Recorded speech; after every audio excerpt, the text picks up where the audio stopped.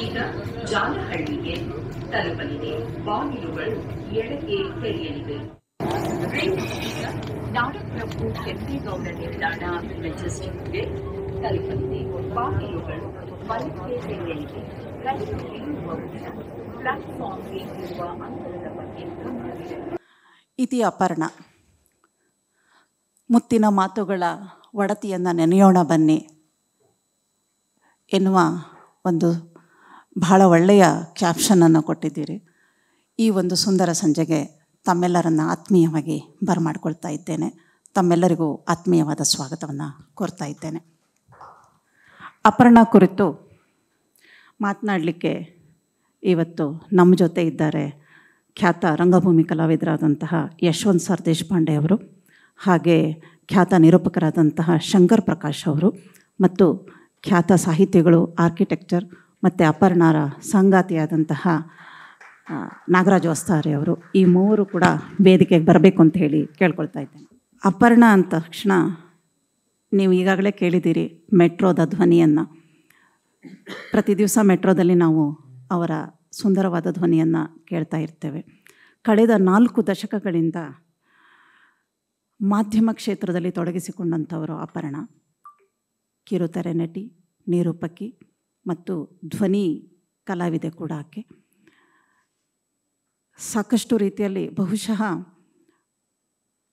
ಕರ್ನಾಟಕದಲ್ಲಿ ಯಾವಾಗ T V introduce ಆಯಿತೋ ಅಲ್ಲಿಂದನೂ Aparna ಅವರು ನಿರೂಪಣೆ ಕ್ಷೇತ್ರದಲ್ಲಿ ತಮ್ಮನ್ನು ತೊಡಗಿಸಿಕೊಂಡಿದ್ದಾರೆ. ರೇಡಿಯೋ ಅದು FM ರೇಡಿಯೋ ಕಾಲದಲ್ಲಿಂದ ರೇಡಿಯೋ ಜಾಕಿ ಆಗಿದ್ದಂಥವರು, ಹಲವು ಪ್ರಥಮಗಳನ್ನು ದಾಖಲಿಸಿದಂಥವರು ಅಪರ್ಣ. ದೀಪಾವಳಿಯ ಒಂದು ರಸಪ್ರಶ್ನೆ ಕಾರ್ಯಕ್ರಮದಲ್ಲಿ 8 ತಾಸುಗಳ ಕಾಲ ಇಡೀ ಒಂದು ಕಾರ್ಯಕ್ರಮವನ್ನು ನಡೆಸಿಕೊಟ್ಟಂಥ ಹೆಗ್ಗಳಿಕೆ ಅವರದ್ದು. ಚಿತ್ರಬ್ರಹ್ಮ ಪುಟ್ಟಣ್ಣ ಕಣಗಾಲ್ ಅವರ ಮಸಣದ ಸಿನಿಮಾದ ಮೂಲಕ ಬೆಳ್ಳಿತೆರೆಗೆ ಪಾದಾರ್ಪಣೆಯನ್ನು ಮಾಡಿದರು. ಸುಮಾರು 10 ಚಿತ್ರಗಳಿಗೂ ಹೆಚ್ಚು ಅವರು ನಟಿಸಿದ್ದಾರೆ. ಅಷ್ಟರ ನಂತರ ನಿರೂಪಣೆಗೆ ಅವರು ಆಗಮಿಸ್ತಾರೆ. ನಿರೂಪಣೆಗೆಂದು ಘನತೆಯನ್ನು ತಂದುಕೊಟ್ಟಂಥವರು ಅಪರ್ಣ.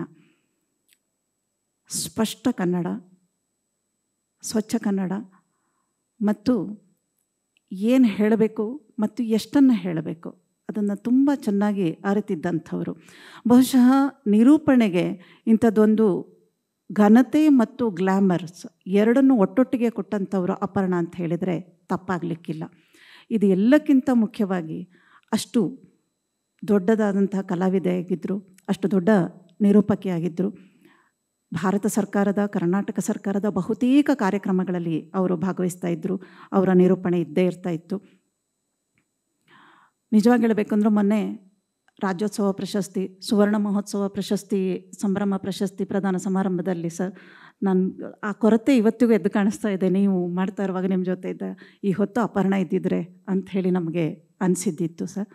ಹಾಗೆ ಒಂದು ಕೊರತೆಯನ್ನು, ಒಂದು ಶೂನ್ಯವನ್ನು ಕ್ರಿಯೇಟ್ ಮಾಡಿ ಹೋದಂಥವರು ಅಪರ್ಣ. ಇದೊಂದು ಬಹುಶಃ ಅವರ ಮನೆಯವರಿಗೆ ಮಾತ್ರ ಅಲ್ಲ, ಇಡೀ ಕರ್ನಾಟಕದ ಜನತೆಗೆ ಒಂದು ಶಾಕಿಂಗ್ ನ್ಯೂಸ್. ನಾವು ಅವ್ರನ್ನ ಕಳ್ಕೊಂಡಿದ್ದು ಯಾವ ಥರದ ಒಂದು ಶೂನ್ಯ ಕ್ರಿಯೇಟ್ ಆಯಿತು ಅಂತ ಕೇಳಿದ್ರೆ, ಅದು ರಾಜಕುಮಾರ್ ಹೋದಾಗ ಯಾವ ಥರದ ಒಂದು ಶೂನ್ಯತೆ ಇತ್ತು, ಅಪ್ಪು ಹೋದಾಗ ಯಾವ ಥರ ಒಂದು ಶೂನ್ಯ ಕ್ರಿಯೇಟ್ ಆಯಿತು, ಅದೇ ಥರದ ಒಂದು ಶೂನ್ಯ ಅಪರ್ಣ ಅವ್ರನ್ನ ಕಳ್ಕೊಂಡಾಗ ಕೂಡ ನಮಗೆ ಆಗಿದೆ. ಬಹುತೇಕರು ನಮಗೆ ಅರಿವಿಲ್ಲದ ಹಾಗೆ ನಮ್ಮ ಕಣ್ಣಲ್ಲಿ ನೀರು ಬಂದಿದ್ದಿದೆ. ಅಂಥ ಅಪರ್ಣ ಬಹುಶಃ ನಾನು ಅಂದ್ಕೊಳ್ಳೋದು, ಅಷ್ಟು ದೊಡ್ಡ ನಿರೂಪಕಿ, ಅಷ್ಟು ದೊಡ್ಡ ಸ್ಥಾನ ಇದ್ದರೂ ಕೂಡ ಆ ಸರಳತೆ, ಆ ಸಿಂಪ್ಲಿಸಿಟಿ ಇದೆಯಲ್ಲ, ಅದೇ ಬಹುಶಃ ಅವ್ರನ್ನ ಮೇಲಕ್ಕೆ ಎತ್ತರಿಸ್ಕೊಂಡು ಹೋಗಿತ್ತು ಅಂತ ನಾನು ಭಾವಿಸ್ತೀನಿ. ಅಂಥ ಒಂದು ಅಪರ್ಣ, ಇತಿ ಅಪರ್ಣ ಈ ಕಾರ್ಯಕ್ರಮ ಇವತ್ತು ಬೆಂಗಳೂರು ಇಂಟರ್ನ್ಯಾಷನಲ್ ಸೆಂಟರ್ನವರು ಆಯೋಜಿಸಿದ್ದಾರೆ. ಸೊ ಅವರಿಗೆ ಮೊದಲಿಗೆ ನಾನು ಅಭಿನಂದನೆಯನ್ನು ಸಲ್ಲಿಸ್ತೀನಿ. ಮುಖ್ಯವಾಗಿ ನಮ್ಮನ್ನೆಲ್ಲ ಕಾಂಟ್ಯಾಕ್ಟ್ ಮಾಡಿದ್ದು, ಸಂಯೋಜಿಸಿದ್ದು ಜ್ಯೋತಿಕಾ ಅವರು, ಅವರಿಗೆ ಥ್ಯಾಂಕ್ಸ್ ಹೇಳ್ತಾ ಇದ್ದೇನೆ. ಸೊ ಈ ಕಾರ್ಯಕ್ರಮವನ್ನು ಈಗ ಶುರು ಮಾಡೋಣ.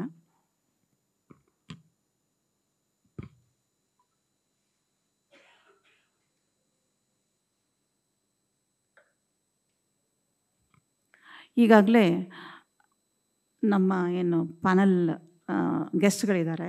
ಸೊ ಯಶವಂತ್ ಸರ್ದೇಶಪಾಂಡೆ ಅವರಿರ್ಬೋದು, ಶಂಕರ್ ಪ್ರಕಾಶ್ ಅವರಿರ್ಬೋದು, ಮತ್ತು ವಸ್ತಾರೆ ಸರ್ ಅವರದು ಅವ್ರ ಬಗ್ಗೆ ಈಗಾಗಲೇ ಎಲ್ಲ ಒಂದು ಇದನ್ನ ಅವ್ರ ಬಗ್ಗೆ ಪರಿಚಯವನ್ನು ಹೇಳಿದ್ದಾರೆ. ನಾನು ನಿನ್ನೆನೋ ಮೊನ್ನೆನೋ ಯಶವಂತ್ ಸರ್ದೇಶಪಾಂಡೆ ಅವ್ರನ್ನ ಕಾಂಟ್ಯಾಕ್ಟ್ ಮಾಡಿಬಿಟ್ಟು ಕೇಳಿದೆ, ಸರ್ ನಿಮ್ಮ ಬಗ್ಗೆ ಏನು ಹೇಳಿ ನಾನು ಅಂತೇಳಿ. ಅವ್ರು ಯಾವಾಗಲೂ ನಾಟಕ ಮಾಡ್ತಾರೆ ಅಂತ ಹೇಳ್ರಿ ಅಂತ ಹೇಳಿದರು ಅವರು. ಹಾಗಾಗಿ ಸದಾಕಾಲ ನಾಟಕ ಮಾಡ್ತಾರೆ ಅಂತ ಹೇಳಿಬಿಟ್ಟು. ರಂಗಭೂಮಿ ಕಲಾವಿದರು. ಇವರು ನಾಟಕವನ್ನು, ಶಿಕ್ಷಣದ ಮೂಲಕ ನಾಟಕವನ್ನು ವಿದ್ಯಾರ್ಥಿಗಳಿಗೆ ತಲುಪಿಸುವಂತಹ ಒಂದು ಮಹತ್ತರವಾದ ಹೊಸ ಪ್ರಯೋಗಗಳನ್ನು ಮಾಡಿದಂಥವ್ರು ಇವರು. ಹಾಗೆ ಸಾಕಷ್ಟು ಸಿನಿಮಾಗಳನ್ನು, ನಟ, ನಿರ್ದೇಶಕ, ನಿರ್ಮಾಪಕ ಇವರು. ಅವರ ಪತ್ನಿ ಮಾಲತಿ ಅವರು ಕೂಡ ಇಲ್ಲಿ ಬಂದಿದ್ದಾರೆ, ಅವರು ಕೂಡ ನಟಿ. ಅವ್ರು ಹೇಳ್ತಾ ಇದ್ದರು, ಅಪರ್ಣಾ ನಾನು ಒಂದು ಇದರಲ್ಲಿ ಮಾಡ್ತಾಯಿದ್ವಿ, ಏನು ಸೀರಿಯಲಲ್ಲಿ ನನ್ನ ಮಗಳ ಪಾತ್ರ ಅವ್ರು ಮಾಡಿದ್ಲು ಅಂತ ಹೇಳಿಬಿಟ್ಟು ಅದನ್ನೆಲ್ಲ ಮಾತಾಡ್ಕೊಂಡೇ ಬರ್ತಾ ಇದ್ವಿ. ಸರ್ ಯಶವಂತ್ ಸರ್ದೇಶಪಾಂಡೆ ಅವರೇ, ನಿಮಗೆ ಕಾರ್ಯಕ್ರಮಕ್ಕೆ ಸ್ವಾಗತವನ್ನು ಕೊಡ್ತಾ ಇದ್ದೇನೆ. ಧ್ವನಿಯ ಮೂಲಕವೇ ಹೆಸರು ಮಾಡಿದಂಥವರು ಶಂಕರ್ ಪ್ರಕಾಶ್ ಅವರು. ಅವ್ರು ನೋಡಬೇಕಾದ ಅಗತ್ಯ ಇಲ್ಲ, ಎಲ್ಲೇ ಒಂದು ಕಡೆ ರೇಡಿಯೋದಲ್ಲ ಇನ್ನೆಲ್ಲೋ ಕಡೆ ಅವರ ಧ್ವನಿ ಬಂದುಬಿಟ್ರೆ ಇದು ಶಂಕರ್ ಪ್ರಕಾಶೇ ಅಂತ ಹೇಳುವಷ್ಟರ ಮಟ್ಟಿಗೆ ಒಂದು ಯೂನಿಕ್ ಆದಂತಹ ಒಂದು ವಾಯ್ಸನ್ನು ಇಟ್ಕೊಂಡಂತಹ ಮಹಾನುಭಾವರು. ಖ್ಯಾತ ನಿರೂಪಕರು, ಅಂತಾರಾಷ್ಟ್ರೀಯ ಖ್ಯಾತಿಯ ನಿರೂಪಕರು, cricket commentator, Olympian broadcaster, voice over specialist. ಬಹುಶಃ ಈ ಕ್ಷೇತ್ರದಲ್ಲಿ 30 ವರ್ಷಗಳಿಗೂ ಮಿಗಿಲಾದ ಅನುಭವ ತಮಗೆ. ಪ್ರತಿಷ್ಠಿತ ಕಾರ್ಯಕ್ರಮಗಳ ನಿರೂಪಣೆ ಎಷ್ಟು ಅಂತಂದರೆ 4000ಕ್ಕೂ ಹೆಚ್ಚು ಕಾರ್ಯಕ್ರಮಗಳ ನಿರೂಪಣೆ ಮಾಡಿದ್ದಾರೆ. ಸತತ 5 ಒಲಿಂಪಿಕ್ಸ್ನಲ್ಲಿ ವೀಕ್ಷಕ ವಿವರಣೆ ನೀಡಿದ ಮೊದಲ ಭಾರತೀಯ ಎಂಬ ಹೆಗ್ಗಳಿಕೆ ಅವರದ್ದು.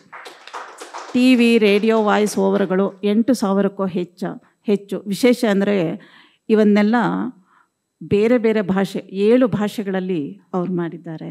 ಬಹುಶಃ ಇವರು ಮತ್ತು ಅಪರ್ಣ ಒಟ್ಟೊಟ್ಟಿಗೆ ನಿರೂಪಣೆಯನ್ನು ಮಾಡಿದಂಥವರು. ಹಾಗಾಗಿ ಇವರು ಇನ್ನೂ ಸ್ಪಷ್ಟವಾಗಿ ಅಪರ್ಣ ಅವರ ಬಗ್ಗೆ ಹೇಳಬಲ್ಲರು ಅಂತ ಅನ್ಕೋತೇನೆ. ತಮಗೂ ಕೂಡ ತುಂಬ ಹೃದಯದ ಸ್ವಾಗತವನ್ನು ಕೊಡ್ತಾ ಇದ್ದೇನೆ ಸರ್. ಇನ್ನು ನಾಗರಾಜ್ ವಸ್ತಾರೆ ಅವರು. ನಾಗರಾಜ್ ವಸ್ತಾರೆ ಅಂತಲೇ ಪರಿಚಿತರಾಗಿರುವಂತಹ ನಾಗರಾಜ ರಾಮಸ್ವಾಮಿ ವಸ್ತಾರೆ ಅವರು ವೃತ್ತಿಯಲ್ಲಿ ಆರ್ಕಿಟೆಕ್ಟ್, ಸಾಹಿತ್ಯವನ್ನು ಪ್ರವೃತ್ತಿಯಾಗಿಸಿಕೊಂಡಂಥವರು. ಕತೆ, ಕಾದಂಬರಿ, ಕವಿತೆ, ಪ್ರಬಂಧ ಹೀಗೆ ಕನ್ನಡ ಸಾಹಿತ್ಯ ಕೃಷಿಯಲ್ಲಿ ತೊಡಗಿಸಿಕೊಂಡಂಥವರು. ಇವರಿಗೆ ಸಾಕಷ್ಟು ಪ್ರಶಸ್ತಿಗಳು ಕೂಡ ಬಂದಿದೆ. ಅಪರ್ಣ ಅವರ ಬಾಳ ಸಂಗಾತಿಯಾಗಿದ್ದಂಥವರು. ಇವರಿಗೂ ಕೂಡ ಕಾರ್ಯಕ್ರಮಕ್ಕೆ ಸ್ವಾಗತ ಸರ್. ನನ್ನ ಮೊದಲ ಪ್ರಶ್ನೆ ಸರ್ ಸರ್ದೇಶಪಾಂಡೆ ಅವರಿಗೆ. ಸರ್, ನೀವು ಅಪರ್ಣ ಅವ್ರನ್ನ ಎಷ್ಟು ವರ್ಷಗಳಿಂದ ನೋಡಿದ್ರಿ? ಅವರ ವ್ಯಕ್ತಿತ್ವ ಮತ್ತು ಮುಖ್ಯವಾಗಿ ಅವರ ಕನ್ನಡ, ಆ ಭಾಷೆಯ ಬಗ್ಗೆ ನಿಮಗೇನು ಅನಿಸುತ್ತೆ, ನೀವೇನು ಹೇಳೋಕ್ಕೆ ಇಷ್ಟಪಡ್ತೀರಿ ಸರ್? ನಾನು ಅಪರ್ಣ ಅವ್ರನ್ನ ಭಾಳ ಮೊದಲು ಅಂದ್ರೆ ಅರ್ಲಿ 90s ಭೇಟಿಯಾಗಿದ್ದೆ. ಅವರು ಅವಾಗಲೇ ಸಿನಿಮಾದಾಗ ನಟಿಸಿ ದೂರದರ್ಶನದೊಳಗೆ ನಿರೂಪಣೆ ಮಾಡಲಿಕ್ಕೆ ಶುರು ಮಾಡಿದರು. ನಾಗ್ಪುರದ ದಕ್ಷಿಣ ಮಧ್ಯ ವಲಯ ಸಾಂಸ್ಕೃತಿಕ ಕೇಂದ್ರ ಅಂತ ಒಂದು ಸಾಂಸ್ಕೃತಿಕ ಕೇಂದ್ರ ಇದೆ. ಆ ಕೇಂದ್ರದ ವತಿಯಿಂದ ಕರ್ನಾಟಕ ಸರ್ಕಾರದ ಕನ್ನಡ ಮತ್ತು ಸಂಸ್ಕೃತಿ ಇಲಾಖೆ ಸಹಯೋಗದೊಳಗೆ ಯವನಿಕಾ ಆಡಿಟೋರಿಯಂನೊಳಗೆ ಒಂದು ಕಲ್ಚರಲ್ ಕ್ವಿಝ್ ಮಾಡಿದ್ವಿ ನಾವು. ಸೊ ಆ ಕಲ್ಚರಲ್ ಕ್ವಿಝ್ನಲ್ಲಿ ಅದರ ನಿರೂಪಣೆ, ಅದರ ಮ್ಯಾನೇಜ್ಮೆಂಟು ಮತ್ತು ಟೋಟಲ್ ಅದರ ಎಕ್ಸಿಕ್ಯೂಷನ್ನಿಗೆ ನನಗೆ ಅಪರ್ಣ ಅವ್ರ ಜೊತೆ ಕೆಲಸ ಮಾಡೋ ಅವಕಾಶ ಸಿಕ್ತು. ಆವಾಗ ಈಗಿನಷ್ಟು ಮಾಡರ್ನ್ ಎಲ್ಲ ಏನು ಕಮ್ಯುನಿಕೇಷನ್ ಫೆಸಿಲಿಟಿಗಳಿರಲಿಲ್ಲ. ಹೀಗಾಗಿ ಐದರ್ ಎಲ್ಲ ಪತ್ರ ಬರೀಬೇಕಾಗ್ತಿತ್ತು ನಾವು, ಇಲ್ಲಂತಂದ್ರೆ ಎಲ್ಲೋ ಒಂದು ಕಡೆ ಲ್ಯಾಂಡ್ಲೈನ್ ಇರ್ತಿತ್ತು. ಆ ಲ್ಯಾಂಡ್ಲೈನಿಗೆ ಹೋಗಿ ನಾವು ಅಲ್ಲಿಂದ ಫೋನ್ ಮಾಡಬೇಕು, ಅವ್ರು ಅಲ್ಲಿಂದ ಬಂದು ತಗೊಳ್ಳೋ ತನಕ ಕಾಯಬೇಕಾಗ್ತಿತ್ತು.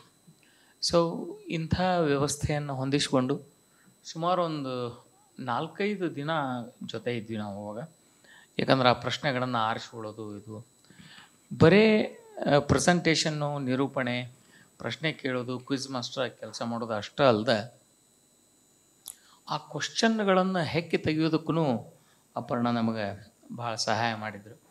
ಯಾಕಂದ್ರೆ ಅವರು ಓದು ಹಾಗಿತ್ತು. ಕ್ವಾಲಿಫೈಡ್ ಸ್ಕಾಲರ್ ಅಷ್ಟೇ ಅಲ್ಲ, she was A wonderful presenter.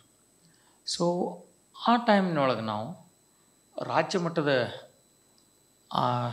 ಇದನ್ನೇನು ಮಾಡಿದ್ವಿ, ಕ್ವಿಜ್ ಕಾಂಟೆಸ್ಟು, ಅದು ಆ್ಯಕ್ಚುಲಿ ನಾಗ್ಪುರ್, ಮಧ್ಯ ಕೇಂದ್ರ, ಆಂಧ್ರ, ಕರ್ನಾಟಕ, ಮಧ್ಯಪ್ರದೇಶ್, ಮಹಾರಾಷ್ಟ್ರ, ಹಿಂಗೆ 4 ರಾಜ್ಯದೊಳಗೆ ಮಾಡೋದಾಗಿತ್ತು. ಆ 4 ರಾಜ್ಯದ ಮಟ್ಟದ ಅಲ್ಲೆಲ್ಲೇ ಆದವು, ಆದರೆ ಅದನ್ನೊಂದು ಝೋನಲ್ ಮಟ್ಟದ ಕಾರ್ಯಕ್ರಮ ಆಗಲೇ ಇಲ್ಲ. ಅದನ್ನು ನಾವು ಅಂದ್ಕೊಂಡ್ವಿ ಅವಾಗ. ಅದಕ್ಕೆ ಇವರು ತಯಾರಿ ತೋರಿಸಿದ್ರು, ಕರೆ ನಮ್ಮ ಮಾಡೋದಾಗಲಿಲ್ಲ. ಮುಂದೆ ನಾ ಕರ್ನಾಟಕಕ್ಕೆ ಬಂದದ್ದು 2001ಕ್ಕೆ. ಮುಂದೆ 10 ವರ್ಷ ಕರ್ನಾಟಕ ಅನ್ನೋ ಸೀನ ಇಲ್ಲ ನನ್ನ ಜೀವನದಾಗ. ಸೊ ಅಷ್ಟೊತ್ತಿಗಾಗಲೇ ಅಪರ್ಣ ಅವರು ಭಾಳ ದೊಡ್ಡ ಹೆಸರಾಗಿದ್ದರು, ನಟಿ ಅಂತ ಗುರುತಿಸ್ಕೊಂಡಿದ್ರು. ಅಷ್ಟೇ ಅಲ್ಲದೆ ನಿರೂಪಣೆ ದೃಷ್ಟಿಯಿಂದನೂ ಸಾಕಷ್ಟು ಹೆಸರು ಮಾಡಿದರು. ನಮ್ಮ ಕೇಂದ್ರದ ಕಾರ್ಯಕ್ರಮ ಅಲ್ಲೇ ಇಲ್ಲೇ ಆದಾಗ 1-2 ಸರ್ತೆ ಅವ್ರ ನಿರೂಪಣೆಗೆ ಬಂದದ್ದು, ಆ ಪರಿಚಯ ಅದಾದಮೇಲೆ ಅವರು ನಾನು ನೋಡ್ಲಿಕ್ಕೆ ಸಿಕ್ಕಿದ್ದು ನಂಗೆ ನಟಿ ಅಂತಾನೆ. ಸೊ ಮೊನ್ನೆ ನಾ ಮಾತಾಡೋ ಮುಂದೆ ಮಂಡ್ಯ ರಮೇಶ್ ಹೇಳಿಕತ್ತಿದ್ದ, ಮಸಣದ ಹೂವು ಸಿನಿಮಾದಾಗಿನ ಆ ದುಃಖ ನೋವು ಇರುವಂತಹ ಪಾತ್ರದಿಂದ ಶುರು ಮಾಡಿದ ಕರಿಯರ್. ಪುಟ್ಟ ಕಣಗಲ್ ಅವರು ಮೊದಲೇ ಸರ್ತೆ ಅಪರ್ಣ ಅವ್ರು ನೋಡಿ ಕೇಳಿದಾಗ ಸಿನಿಮಾ ಮಾಡ್ತೀನೋ ಅಂತಾಗ ಏನು ಉತ್ತರಿಸ್ಬೇಕು ಅಂತ ಗೊತ್ತಾಗಿದ್ದಿಲ್ಲ ಅಂತ ಸುಮ್ಮನೆ ನಿಂತಿದ್ರು ಅಂತ. ಅದಕ್ಕೆ ಇನ್ನೊಮ್ಮೆ ಕೇಳಿದ್ರು, ಪುಟ್ಟಣ್ಣ ಕಣ್ಣು ಮಾಡ್ತೀನಿ ಹೇಳಿದ್ರು, ನಮ್ಮ ತಂದೆ ಹೇಳಿದ್ರು ಮಾಡ್ತೀನಿ ಅಂದಂತ. ಸೊ ಮನೆಯವ್ರಿಗೆ, ಹಿರಿಯರಿಗೆ ಗೌರವ ಕೊಡೋದರಿಂದ ಹಿಡಿದು ಅದನ್ನು ಇಡೀ ಜೀವನ ಅಳವಡಿಸ್ಕೊಂಡದ್ದು ಅಪರ್ಣ ಅಂತ ಅನಿಸ್ತದೆ. ಮತ್ತು ಅವರ ಸರಳತೆ, that was the biggest asset. ಮಾತಿನೊಳಗೂ ಹಂಗೆ ಜಡ ಶಬ್ದಗಳನ್ನೆಲ್ಲ ಬಳಸಿ ಮಾತಾಡ್ತಿದ್ದಿಲ್ಲ, ಸರಳ ಶಬ್ದಗಳನ್ನು ಮತ್ತು ಬಿಡಿಸಿ ಮಾತಾಡ್ತಿದ್ಲು. ಅದು ಮಾತಾಡ್ಸೋದು ಮೊದಲು ವಿಚಿತ್ರ ಅನ್ನಿಸ್ತಿತ್ತು ಕೆಲವು ಮಂದಿಗೆ, ಆದರೆ it became Aparna style of speaking. Correct. So ಅದು ತಾನೇ ಪಾಪ್ಯುಲರ್ ಆಕೋತ ಹೋತು. ಅದರಿಂದ ನನಗೇನು ಅನ್ನಿಸ್ತಿತ್ತು ಅಂತಂದ್ರೆ, ಎಂಥ ಕ್ಲಿಷ್ಟವಾದ ವಿಷಯಗಳನ್ನು ಸಹಿತ ಅತಿ ಸರಳ ಭಾಷೆದಾಗ ತನ್ನ ಎದುರಿಗಿರುವಂಥ ಆಡಿಯನ್ಸ್ ಯಾರೇ ಇರಲಿ ಅವರಿಗೆ ಹೇಳುವಂಥ ಸಾಮರ್ಥ್ಯ ಅಪರ್ಣ ಬೆಳೆಸ್ಕೊಂಡಿದ್ರು. 1-2 ಸರ್ತಿ ನಾ ಕೇಳಿದ್ದೆ ಅವ್ರಿಗೆ, ಈ ಕಾಂಪೇರಿಂಗಿಗೆ ಸ್ವಲ್ಪ ಸಿಲೆಬಸ್ ಅದೊಂದು ಏನರ ಬರೆದು ಪಾಠ ಗೀಟ ಮಾಡಿರಿ. ಯಾಕಂತಂದ್ರೆ ಅಷ್ಟು ಸಿಸ್ಟಮ್ಯಾಟಿಕ್ಕಾಗಿ ಅವರು ಅದನ್ನ ವ್ಯವಸ್ಥಿತವಾಗಿ, ಆಮೇಲೆ ಅವ್ರ ಗ್ರಹಣ ಶಕ್ತಿನೂ ಭಾರಿ ಮಜಾ ಇತ್ತು. ದಾಖಲಿಸೋ ಪದ್ಧತಿ ನನಗೆ ಮಂಡ್ಯ ರಮೇಶ್ ಹಗಲೆಲ್ಲ ಹೇಳ್ತಾನೆ, ಅಪರ್ಣ ನಟನದ ಬಗ್ಗೆ ಕೇಳಿ ಅದರ ಬಗ್ಗೆ ಒಂದು ಮ್ಯಾಗ್ಝಿನಿಗೆ ಲೇಖನ ಬರೀತಾರೆ. ಆ ಲೇಖನ ಎಷ್ಟು ಚಂದದ ಅಂತಂದ್ರೆ, ಕನ್ನಡಪ್ರಭದಲ್ಲಿ ಸಖಿಗೀತ ಅಂತ ಯಾವುದೋ ನಟನಾ ಕುರಿತಾಗಿ ಬರೋದು, ನಟನೆ ಕುರಿತಾಗಲ್ಲ, ನಟನಾ ಸಂಸ್ಥೆ ಕುರಿತಾಗಿ. ಸೊ ಅದು ಎಷ್ಟು ಚಂದ ಬರ್ದಾರಂದ್ರೆ, ಮಂಡ್ಯ ರಮೇಶ್ ಅದನ್ನ ಇಷ್ಟು ದೊಡ್ಡ ಪೋಸ್ಟರ್ ಮಾಡಿ ತನ್ನ ಶಾಲೆಗೆ ಹಚ್ಚಿಬಿಟ್ಟಾನೆ. ಸೊ ಬಂದವರು ಹೋದವರು ಎಲ್ಲ ನೋಡ್ತಾರೆ ಅದನ್ನ.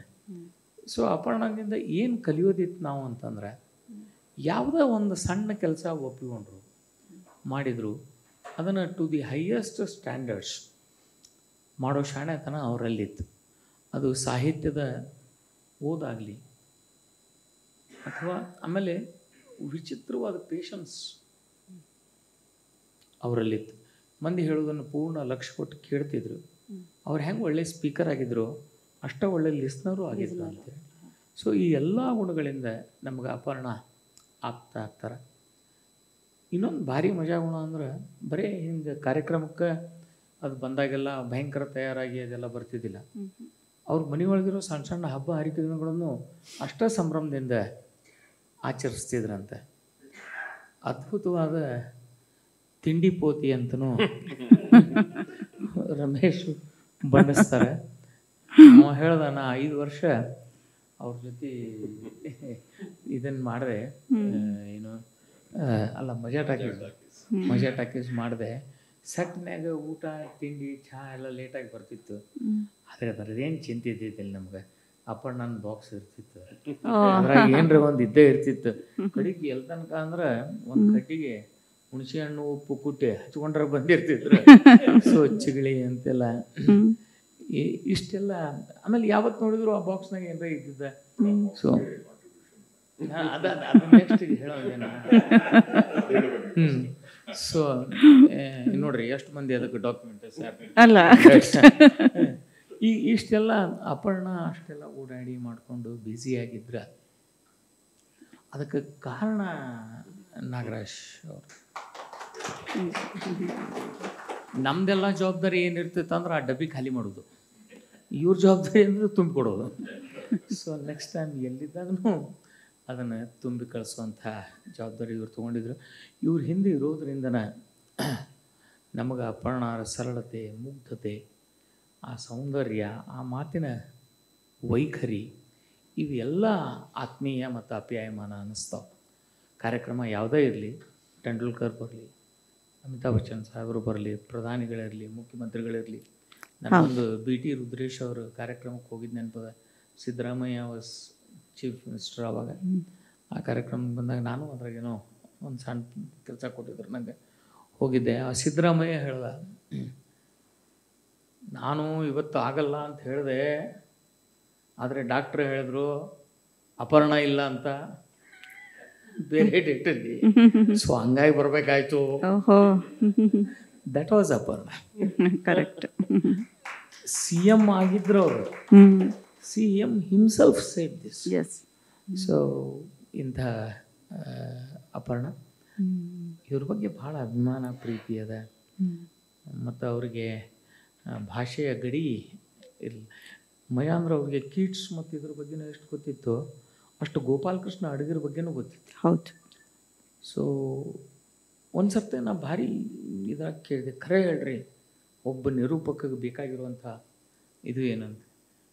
ಅವ್ರು ಹೇಳಿದ್ರೆ ಮುಖ್ಯವಾಗಿ ಬೇಕಾಗಿರೋದು ಕಾಮನ್ ಸೆನ್ಸ್. ಮೊದಲಿದ್ದು ಕಾಮನ್ ಸೆನ್ಸ್ ಇರಬೇಕು, ಆಮೇಲೆ ಮಾತಾಡೋ ಕೌಶಲ, ಭಾಷೆ ಇವೆಲ್ಲ ಬೆಳೆಸ್ಕೋಬೇಕು. ಸೊ ಅಪರ್ಣ ಮನೆ ವಾತಾವರಣನೂ ಹಂಗಿತ್ತು. ಅವ್ರ ತಂದೆ ದೊಡ್ಡ ನಾರಾಯಣರಾವ್ ಅವರು ಜರ್ನಲಿಸ್ಟ್ ಆಗಿದ್ರು. ಅದಾದಮೇಲೆ ಓದುಗಿದು ಸಾಹಿತ್ಯ, ಸಂಗೀತದ ಇದು ಇತ್ತು. ಲಗ್ನ ಅಂದಮೇಲೆ ಇಂಥ ಪಾರ್ಟ್ನರ್ ಸಿಕ್ಕರು. So it was good. ನಮಗೀಗ ದುಃಖ ಏನಂತಂದ್ರೆ ನಮ್ಮ ನಡುವೆ ಇಲ್ಲ ಅನ್ನೋದು. ಆದರೆ ಅವ್ರ ನೆನಪು ಸಾಕಷ್ಟು ನಮಗೆ, ಅವ್ರನ್ನ ಅಳವಡಿಸ್ಕೊಳ್ಳಿಕ್ಕೆ ಸಾಕಷ್ಟು. ಈಗಿನ ಮಕ್ಕಳಲ್ಲೇ ಅಂಥ ಗುಣಗಳನ್ನು ಬೆಳೆಸ್ಬೇಕು. ಹಾಂ, ಇನ್ನೂ ಸ್ವಲ್ಪ ಹಚ್ಚೋರು ನಿಮ್ಗೇನು ಹಳೇದೇನದು ಅಲ್ಲ, ಹೊಸದು ಚಲೋದಿಲ್ಲ. ಇರಲಿ, ತೊಂದರೆ ಇಲ್ಲ. ಓಕೆ, ನಾ ಮುಗಿಸೇ ಬಿಡ್ತೀನಿ ತಗೋರಿ ಮೇಡಮ್. ಮುಂದಿನ ಪ್ರಶ್ನೆಗೆ ಹೋಗ್ರಿ. ನೀವು ಹೇಳಿದ ಇದು ಏನದೆ ವಿನಯ ಅಂತ ಹೇಳಿದ್ರಲ್ಲ ಸರ್, ಅವ್ರನ್ನೊಂದ್ಸಲ ಇಂಟರ್ವ್ಯೂ ಮಾಡುವಾಗ ಅವ್ರು ಹೇಳ್ತಾ ಇದ್ರು, ಯಾವುದೇ ಈ ಸೀರಿಯಲ್ ಅಥವಾ ಯಾವುದೇ ನಟನೆ ಮುಂಚೆ ಮೇಕಪ್ ಮಾಡ್ತಾರಲ್ಲ, ಮೇಕಪ್ ಮ್ಯಾನ್ಗಳಿಗೆ ಹೋಗಿ ಮೊದಲು ಆ ಕುರ್ಚಿಗೆ ನಮಸ್ಕಾರ ಮಾಡ್ತೀವಿ, ಮೇಕಪ್ ಮ್ಯಾನ್ಗಳೇ ನಮಸ್ಕಾರ ಮಾಡ್ತೀವಿ. ಏಕೆ ಅಂತಂದರೆ ಇವತ್ತು ಜಯಂತಿ ಅಮ್ಮನಾಗಲಿ ಅಥವಾ ಲೀಲಾವತಿ ಅಮ್ಮನಾಗಲಿ ಅವ್ರನ್ನ ಸುಂದರವಾಗಿ ತೋರಿಸೋದು ಒಂದು ಕಲೆ ಇರೋದು ಮೇಕಪ್ ಮ್ಯಾನ್ಗಳಿಗೆ. ಹಾಗಾಗಿ ನಾವು ಫಸ್ಟು ಅವರಿಗೆ, ಈವನ್ ರಾಜ್ಕುಮಾರಿಂದ ಹಿಡಿದು ಎಲ್ಲರೂ ಆ ಥರ ಮಾಡ್ತಿದ್ರು, ಇವಾಗೆಲ್ಲ ಯಾರೂ ಮಾಡಲ್ಲ. ಬಟ್ ನಾನು ಅದನ್ನ ಅಳವಡಿಸ್ಕೊಂಡಿದ್ದೆ ಅಂತ ಅಪರ್ಣ ಹೇಳ್ತಾಯಿದ್ರು. ಮೇಕಪ್ ಬ್ರಹ್ಮರ ಕಥೆಗಳು ಅಂಥೇಳಿ ನಾನು ಅದನ್ನೇ ಇಟ್ಕೊಂಡೊಂದು ಆರ್ಟಿಕಲ್ ಮಾಡಿದ್ದೆ. ಸೊ ಅಂಥ ಒಂದು ವಿನಯ ಮತ್ತು ಆ ಸರಳತೆಯೇ ಅವ್ರನ್ನ ಮತ್ತೆ ಹೇಳ್ತಾ ಇದ್ದೀನಿ, ಎಲ್ಲರ ಒಂದು ಹೃದಯವನ್ನು ತಟ್ಟೋದಕ್ಕೆ ಸಾಧ್ಯ ಆಯಿತು ಅಂಥೇಳಿ ಭಾವಿಸ್ತಾ ಇದ್ದೇನೆ. Thank you Yashwant sir. Sir, Shankar Prakash sir ಅವರಿಗೆ ನಿಮ್ಮ ಹತ್ರ ಕೇಳುವಂಥದ್ದು ತುಂಬ ಇದೆ ಸರ್ ನಮಗೆ. ಏಕೆ ಅಂತಂದರೆ ನೀವು ಒಟ್ಟೊಟ್ಟಿಗೆ ಆ್ಯಂಕರಿಂಗ್ ಮಾಡಿದಂಥವ್ರು, ನಿರೂಪಣೆ ಮಾಡಿದಂಥವ್ರು. ನಿಮ್ಮದು ಒಂಥರದ ಯೂನಿಕ್ ಸ್ಟೈಲ್ ಆದರೆ ಅವ್ರದ್ದು ಒಂದು ಯೂನಿಕ್ ಸ್ಟೈಲು. ಸೊ ಎರಡು ಯೂನಿಕ್ ಸ್ಟೈಲ್ ಒಟ್ಟಿಗೆ ಸೇರಿದಂಥ ಒಂದು ಕಾಂಬಿನೇಷನ್ ಆಗಿತ್ತು ಅದು. ಹೇಗೆ ಸರ್ ನಿಮ್ಮ ಒಡನಾಟ ಮತ್ತು ನೀವು ಆ ಏನು ಅನುಭವಗಳಿದೆಯಲ್ಲ, ನಿರೂಪಣೆಯಲ್ಲಿರುವ ಒಂದು ಅನುಭವಗಳನ್ನು ಅದನ್ನು ಹೇಳಿ. ಮತ್ತು ಇನ್ನೊಂದು ಮುಖ್ಯವಾದ, ನನಗೆ ಈಗ ನಿರೂಪಣೆ ಮಾಡ್ತಾ ಇರುವಾಗ ಯಾವುದೋ ಒಂದು ಚಾಲೆಂಜಸ್ ಬರುತ್ತೆ, ಹೇಗೆ ಅದನ್ನ ನೀವಿಬ್ಬರು ಹ್ಯಾಂಡ್ಲ್ ಮಾಡಿದ್ರಿ ಅಂತೇಳಿ. ಯಾಕೆಂದರೆ ನನಗೆ ಗೊತ್ತಿದೆ ನಿರೂಪಕರ ಸಂಕಟಗಳು ಏನು ಅಂತೇಳ್ಬಿಟ್ಟು. ಸಡನ್ನಾಗಿ ಒಂದು ಯಾರೋ ಒಂದು ಬಂದು ಇವ್ರ ಬಗ್ಗೆ ಹೇಳಬೇಕು ಅಂತ ಹೇಳ್ತಾರೆ, ಅಥವಾ ಸಡನ್ನಾಗಿ ನಾನು ಬೇಗ ಹೋಗಬೇಕು, ನಾನು ಫಸ್ಟ್ ಮಾತಾಡ್ತೀನಿ ಅಂತ ಹೇಳ್ಬಿಡ್ತಾರೆ. ಅಂಥ ಸಂದರ್ಭದಲ್ಲೆಲ್ಲ ಹೇಗೆ ಅದನ್ನ ಹ್ಯಾಂಡ್ಲ್ ಮಾಡಿದ್ರಿ? First of all, ಎಲ್ಲರಿಗೂ ನಮಸ್ಕಾರ. I would like to thank Jyotika Kamath for the opportunity. ಹಾಗೆಯೇ ನಾಸ್ನಿನ್, she coordinated very well. Okay, of course centre ಅತ್ಯುತ್ತಮವಾಗಿ ಸ್ಥಳದಲ್ಲಿ ಪ್ರೋಗ್ರಾಮ್ ಮಾಡೋದು ಆಗಲೇ ಸರ್ ದೇಶಪಾಂಡೆ ಅವರು ಭಾಳಷ್ಟು ಹೇಳಿದರು. ನಾನು ಹೇಳೋದು ಏನಂದರೆ, ಈಗ ಇಬ್ಬರು ನಿರೂಪಣೆ ಮಾಡಿದಾಗ ಅದು ತಂಡವಾಗಿ ಕೆಲಸ ಮಾಡಬೇಕು. ಅಂದರೆ ಒನ್ ಅಪ್ಮೆನ್ಶಿಪ್ ಸಾಕಷ್ಟು ಬಾರಿ ಹೇಳಿದ್ದೀನಿ ಭಾಳಷ್ಟು ಜನರಿಗೆ. ಇವತ್ತಿನ ದಿವಸ ಏನಾಗುತ್ತೆ ಅಂದರೆ, I want to hog the limelight. ಆ ಒಂದು ಆಸೆ ನಿಮ್ಗೆ ಯಾವಾಗ ಬರುತ್ತೆ, the anchoring stuff will go for a toss. So ನಂದು ಅಪರ್ಣನ ಮಧ್ಯೆ ಆ ಥರದ್ದು ಯಾವುದೂ ಇರಲಿಲ್ಲ. In fact we use to compliment each other. ನಾವೇನಾರು ಹೇಳಿದ್ರೆ ಎಸ್, ಈಗ ಯಾರು ಕ್ರೈಸಿಸ್ ಇದ್ದಾಗ ನನಗೆ ಬಂದು ಹೇಳಿಬಿಟ್ಟು ನಾನೇ ಹೇಳಬೇಕು ಅಂತ ಏನಿಲ್ಲ. Aparna if she's hurt she's going say. ಇದೊಂಥರ ಇದು ದೈವ ಕಳಿಸಿದಂತಹ ಒಂದು ನಿರೂಪಣಾ ಜೋಡಿ ಅಂತ ನಾನು ಅನ್ಕೋತೀನಿ. Because we never use to talk so much about you do this you do. It was just seamless. ನಾನು ಎಲ್ಲಿ ಪಾಸ್ ಮಾಡ್ತೀನಿ ಅಂತ ಅವ್ರಿಗೆ ಗೊತ್ತಾಗ್ತಾ ಇತ್ತು. ಇದು ಮೊದಲನೇ ಪ್ರೋಗ್ರಾಮಿಂದನೂ ಅಷ್ಟೇ. So and the best part is, ಯಾವುದೇ ಕಾರ್ಯಕ್ರಮಕ್ಕೆ ಹೋದರೂ ನಾವು ಕೇವಲ ನಿರೂಪಕರಾಗಿ ಹೋಗ್ತಾ ಇರಲಿಲ್ಲ. ಆ ಕಾರ್ಯಕ್ರಮ ನಮ್ಮದೇ. ಆ್ಯಸ್ ಅನ್ ಇವೆಂಟ್ ಮ್ಯಾನೇಜರ್ ಮಾಡುವಂಥ ಕೆಲಸ ಆ ಸ್ಟೇಜ್ನಲ್ಲಿ ಏನೇನು ಮಾಡಬೇಕು, ನಾವೇ ನೆಕ್ಸ್ಟ್ ಯಾರು ಮಾತಾಡ್ತಾರೆ, we use to take advance information. So ಅದರಿಂದ ಯಾವುದೇ ರೀತಿಯಾದಂಥ ಸಂದರ್ಭಗಳಲ್ಲೂ so we use to handle it very seamlessly. ಯಾವುದೇ ತೊಂದರೆ ಆಗ್ತಾ ಇರಲಿಲ್ಲ. ಜನರಲಿ ಎಮರ್ಜೆನ್ಸಿ ಸಿಚುವೇಷನ್ಸಲ್ಲಿ ಯಾರಿದ್ರು ಆ ಸಿಚುವೇಶನ್ ಯಾರು ಬೇಗ ಅರ್ಥ ಮಾಡ್ಕೊಂಡ್ರು, ಅವಾಗ ಹೇಳಿದ್ರಲ್ಲ ಕಾಮನ್ ಸೆನ್ಸ್ ಅಂತ. So it was basically common sense ಒಂದು. ಆಮೇಲೆ CM ಅಂತ ಡಿಗ್ನಿಟರೀಸ್ ಬಂದಾಗ, ಈ ಗವರ್ನರು ಪ್ರೆಸಿಡೆಂಟ್ ಇವರೆಲ್ಲ ಬಂದಾಗ ನಾರ್ಮಲಿ ಪ್ರೋಟೋಕಾಲ್ಸ್ ಇರುತ್ತೆ, ಏನು ಹೆಚ್ಚು ಚೇಂಜ್ ಆಗಲ್ಲ. ಬಟ್ CMs ಬಂದಾಗ ನಾನು ಬೇಗ ಹೋಗ್ಬೇಕು. ಈ ಥರದ ಸಂದರ್ಭಗಳಲ್ಲಿ ನಾವೇ ಮುಂಚೆ, ಈಗ for example minute to minute program ಇದ್ದಾಗ ನೆಕ್ಸ್ಟ್ ಇವ್ರು ಮಾತಾಡ್ತಾರೆ, ಅವ್ರಿದ್ದಾರೆ, ನಾವು ನೆಕ್ಸ್ಟ್ ಅವ್ರು ಮಾತಾಡ್ತಾರಾ ಇಲ್ವಾ ಅನ್ನೋ ಇನ್ಫಾರ್ಮೇಷನನ್ನು ಈಗ ಮಾತಾಡ್ತಿರೋರ ಹತ್ರನೇ ಆ ಟೈಮ್ನಲ್ಲೇ ನಾವು ತಿಳ್ಕೊಂಡು ವಾಟ್ ನೆಕ್ಸ್ಟ್ ಅಂತ ನಾವು ಮಾಡ್ತೇವೆ. So we were able to handle the crisis situation very well. More importantly first ನಾವು ಈ ಸ್ವಾರ್ಥ ಮನೋಭಾವವನ್ನು ಬಿಡಬೇಕು. ಈಗ ನಮ್ಮಿಬ್ಬರಿಗೂ ಯಾಕೆ ಜೋಡಿಯಾಗಿ ಹೇಳಿದ್ರು ಅಂದರೆ, ಬರೀ ಅವರೇ ಮಾತಾಡ್ತಾರೆ, ಬರೀ ಇವರೇ ಮಾತಾಡ್ತಾರೆ ಅಂತ. People are very very sensitive. So probably ಒಂದು ಟೀಮ್ ಆಗಿ ನಾವು ಕೆಲಸ ಮಾಡಿದ್ವಿ. And god had been very kind. And it's very unfortunate. ಇವತ್ತಿಗೂ ಸಹ ನಿನ್ನೆ ನಾನು ಗುಲ್ಬರ್ಗಾದಲ್ಲಿ ಒಂದು ಇವೆಂಟ್ ಮಾಡಿದೆ, ನನ್ನ ಜೊತೆ ಯಾರೊಬ್ಬರು ಮಾಡಿದ್ರು. ಸೊ ಅವ್ರು ಹೇಳಿದ್ರು, ನಾವುಗಳೇ ನಿಮ್ಮ ಜೊತೆ ಅಪರ್ಣ ಅವ್ರನ್ನ ಮಿಸ್ ಮಾಡ್ತಾ ಇರ್ಬೇಕಾದ್ರೆ ನೀವು ಹೇಗೆ ಮಿಸ್ ಮಾಡ್ತಾ ಇರ್ಬೋದು ಅಂತ. So really miss. ಸುಮಾರು ಎಷ್ಟು ವರ್ಷದಿಂದ ಇಬ್ಬರು ಒಟ್ಟಿಗೆ ಮಾಡ್ತಾ ಇದ್ದೀವಿ? 25 years I think. End of mid-90s or end of 2000. But ಇದೆಲ್ಲ ಪ್ರೊಫೆಷನಲ್ ಆಗಿ ಬೆಳೆದಿದ್ದು ಮೇ ಬಿ ಲಾಸ್ಟ್ 10-15 years ಅಷ್ಟೇ. It started off as a hobby. ದೂರದರ್ಶನಲ್ಲಿ ಸಿಕ್ಕಿದ್ರು, ನಾನು ನ್ಯೂಸ್ ಓದ್ತಾ ಇದ್ದೆ, ಅವ್ರು ಅನೌನ್ಸ್ ಮಾಡೋರು. ಸೊ ಆ ಟೈಮ್ನಲ್ಲಿ ನಾವು ಮೀಟ್ ಮಾಡಿ, ಆನಂತರ ಸಾಕಷ್ಟು ದೇವೇಗೌಡರು ಪ್ರೈಮ್ ಮಿನಿಸ್ಟರ್ ಆದಾಗ ಸೂರ್ಯವಂಶ ಅಂತ ಒಂದು ಪಿಕ್ಚರ್ ಬಂದಿದ್ರು, ವಿಷ್ಣುವರ್ಧನ್ ಅವ್ರದ್ದು. ಅದು ಸಿಲ್ವರ್ ಜೂಬ್ಲಿ. ಇದಕ್ಕೆ ದೇವೇಗೌಡರು, ಕುಮಾರಸ್ವಾಮಿ ಎಲ್ಲ Kanteerava stadium. So probably one of the oldest events we did together. More than 20-25 years ಇಂದ. ನನಗೆ ಈಗಲೂ ಒಂದು ಆಶ್ಚರ್ಯ ಏನಾಗೋದು ಅಂದರೆ, ನಿರೂಪಣೆ ಅನ್ನೋದು ಅಂಥ ಒಂದು ಅಂದರೆ ಅದೊಂದು ಪ್ರೊಫೆಷನ್ ಅನ್ನೋ ಥರದಲ್ಲಿ ಬಂದಿದ್ದು.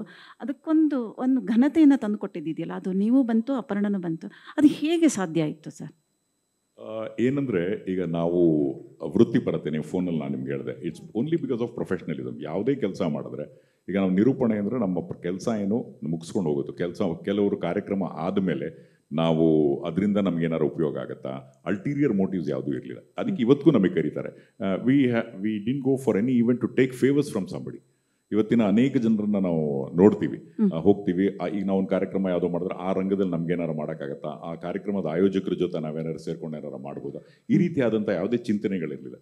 ನಿರೂಪಣೆ ನಮಗೆ ಕರೀತಾ ಇದ್ರು, ನಮ್ಮ ಸಂಭಾವನೆ ಕೊಡ್ತಾ ಇದ್ರು, ನಾವು ತೊಗೋತಾ ಇದ್ವಿ, ನಾವು ಹೋಗ್ತಾ ಇದ್ವಿ. So we maintain 100% professionalism. ಆ ಕಾರಣದಿಂದನೇ ಅವ್ದು ಡಿಗ್ನಿಟಿ ಬಂತು. ಈಗ for example, once you go and ask somebody in this world, ಇವತ್ತು ನೀವು ಯಾವುದೇ ಕೆಲಸಕ್ಕೆ ನಿಮ್ಮನ್ನು ಇಂಟರ್ವ್ಯೂಗೆ ನೀವು ಅಪ್ಲೈ ಮಾಡೋರು ನಿಮಗೆ ಕರೆದು ಕೆಲಸ ಕೊಟ್ಟಾಗಲೇ ಅದಕ್ಕೆ ಸರ್ ನನಗೊಂದು ಕೆಲಸ ನೋಡಿ, ಇದು ಮಾಡಿ, ಈ ರೀತಿಯಾದಂಥ ಯಾವುದೇ ಅಪ್ರೋಚ್ ಇರಲಿಲ್ಲ. So because of our work we wanted to get recognise. So ನಮ್ಗೆ ಅದು ರೆಕಗ್ನಿಷನ್ ಸಿಕ್ತು. So probably we maintain our distance from anyone. ಬರೀ ವೃತ್ತಿಗೆ ಸಂಬಂಧಪಟ್ಟಂತಹ ಸಂಬಂಧಗಳನ್ನು ಮಾತ್ರ ಮೇಂಟೈನ್ ಮಾಡಿದ್ವಿ. So that's one of the reasons. Dignity. Thank you sir. Vastare sir, actually ನಿಮ್ಮ ಹತ್ರ ನಾನು ಏನು ಕೇಳಬೇಕು ಅನ್ನೋ ಗೊಂದಲ ನಂಗೆ ತುಂಬ ಇದೆ ಸರ್. ಇವರಿಬ್ಬರ ಹತ್ರ ಕೇಳಿದಷ್ಟು ಸುಲಭವಾಗಿ ನನಗೆ ನಿಮ್ಮ ಹತ್ರ ಕೇಳೋಕ್ಕೆ ಕಷ್ಟ ಆಗುತ್ತೆ. ಯಾಕೆಂದರೆ ನೀವು ಅವರ ಕೊನೆಯ ಕ್ಷಣದವರೆಗೂ ನೀವು ಅವ್ರ ಜೊತೆ ಇದ್ದಂಥವರು. ಅದ್ರ ಬಗ್ಗೆ ಈಗಾಗಲೇ ಸಾಕಷ್ಟು ನೀವು ಹೇಳಿದ್ದೀರಿ, ಅದ್ರ ಬಗ್ಗೆ ಬೇರೆ ಬೇರೆ ಕಡೆ ಮಾತಾಡಿದ್ದೀರಿ. ಸೊ ನಿಮ್ಮ ಅಪರ್ಣ ಭೇಟಿ ಯಾವಾಗಾಯಿತು ಸರ್? ಎಷ್ಟು ವರ್ಷದ ಇದಿತ್ತು, ಹೇಗಾಯಿತು ಸರ್? ಹೇಳ್ತೇನೆ. ಎಲ್ರಿಗೂ ನಮಸ್ಕಾರ.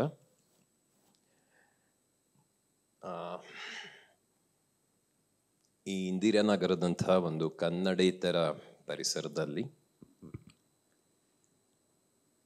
ಆಮೇಲೆ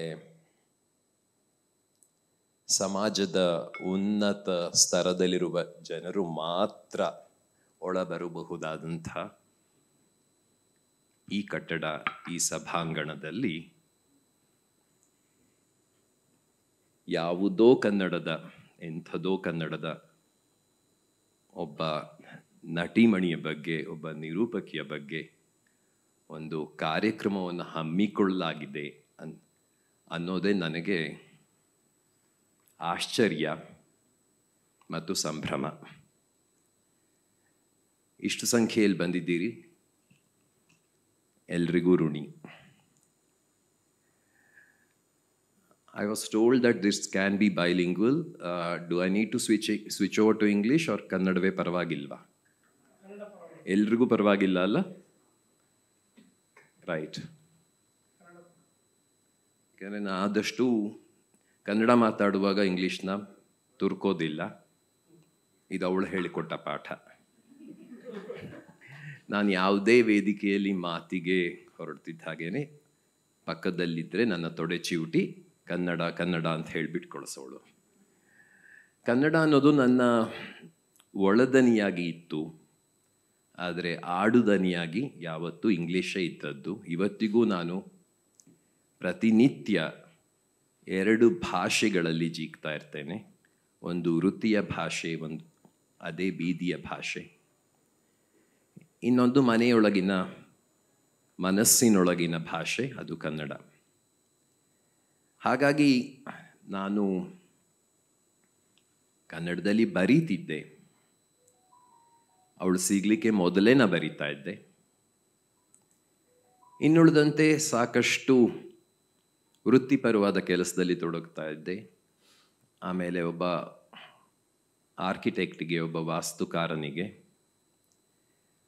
ಪೋಷಕರೆಲ್ಲ ಮಹಾಪೋಷಕರು ಅಂತೇನು ಹೇಳ್ತೇವೆ, ಅನ್ನದಾತರು, ನಾವು ಅವ್ರುಗಳನ್ನ ಇಂಗ್ಲೀಷ್ನಲ್ಲಿ ಕ್ಲೈಂಟ್ ಅಂತಾರಲ್ಲ, ಅವ್ರಿಗೆ ನಾನು ಕ್ಲೈಂಟ್ ದೇವರು ಅಂತ ಕರೀತೇನೆ.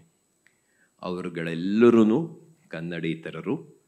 ಅಕಸ್ಮಾತ್ ಕನ್ನಡ ಗೊತ್ತಿದ್ರೂ ಸಹ ಕನ್ನಡದಲ್ಲಿ ಆಡಲಿಕ್ಕೆ ಹಿಂಜರಿಯುವಂಥವರು. ಇವತ್ತಿನ ದಿನ ಏನಾಗ್ಬಿಟ್ಟಿದೆ, ಕನ್ನಡ ಹಣದ ಭಾಷೆಯಲ್ಲ, ಕನ್ನಡ ಅನ್ನ ಕೊಡುವ ಭಾಷೆಯಲ್ಲ. ಹಾಗಾಗಿ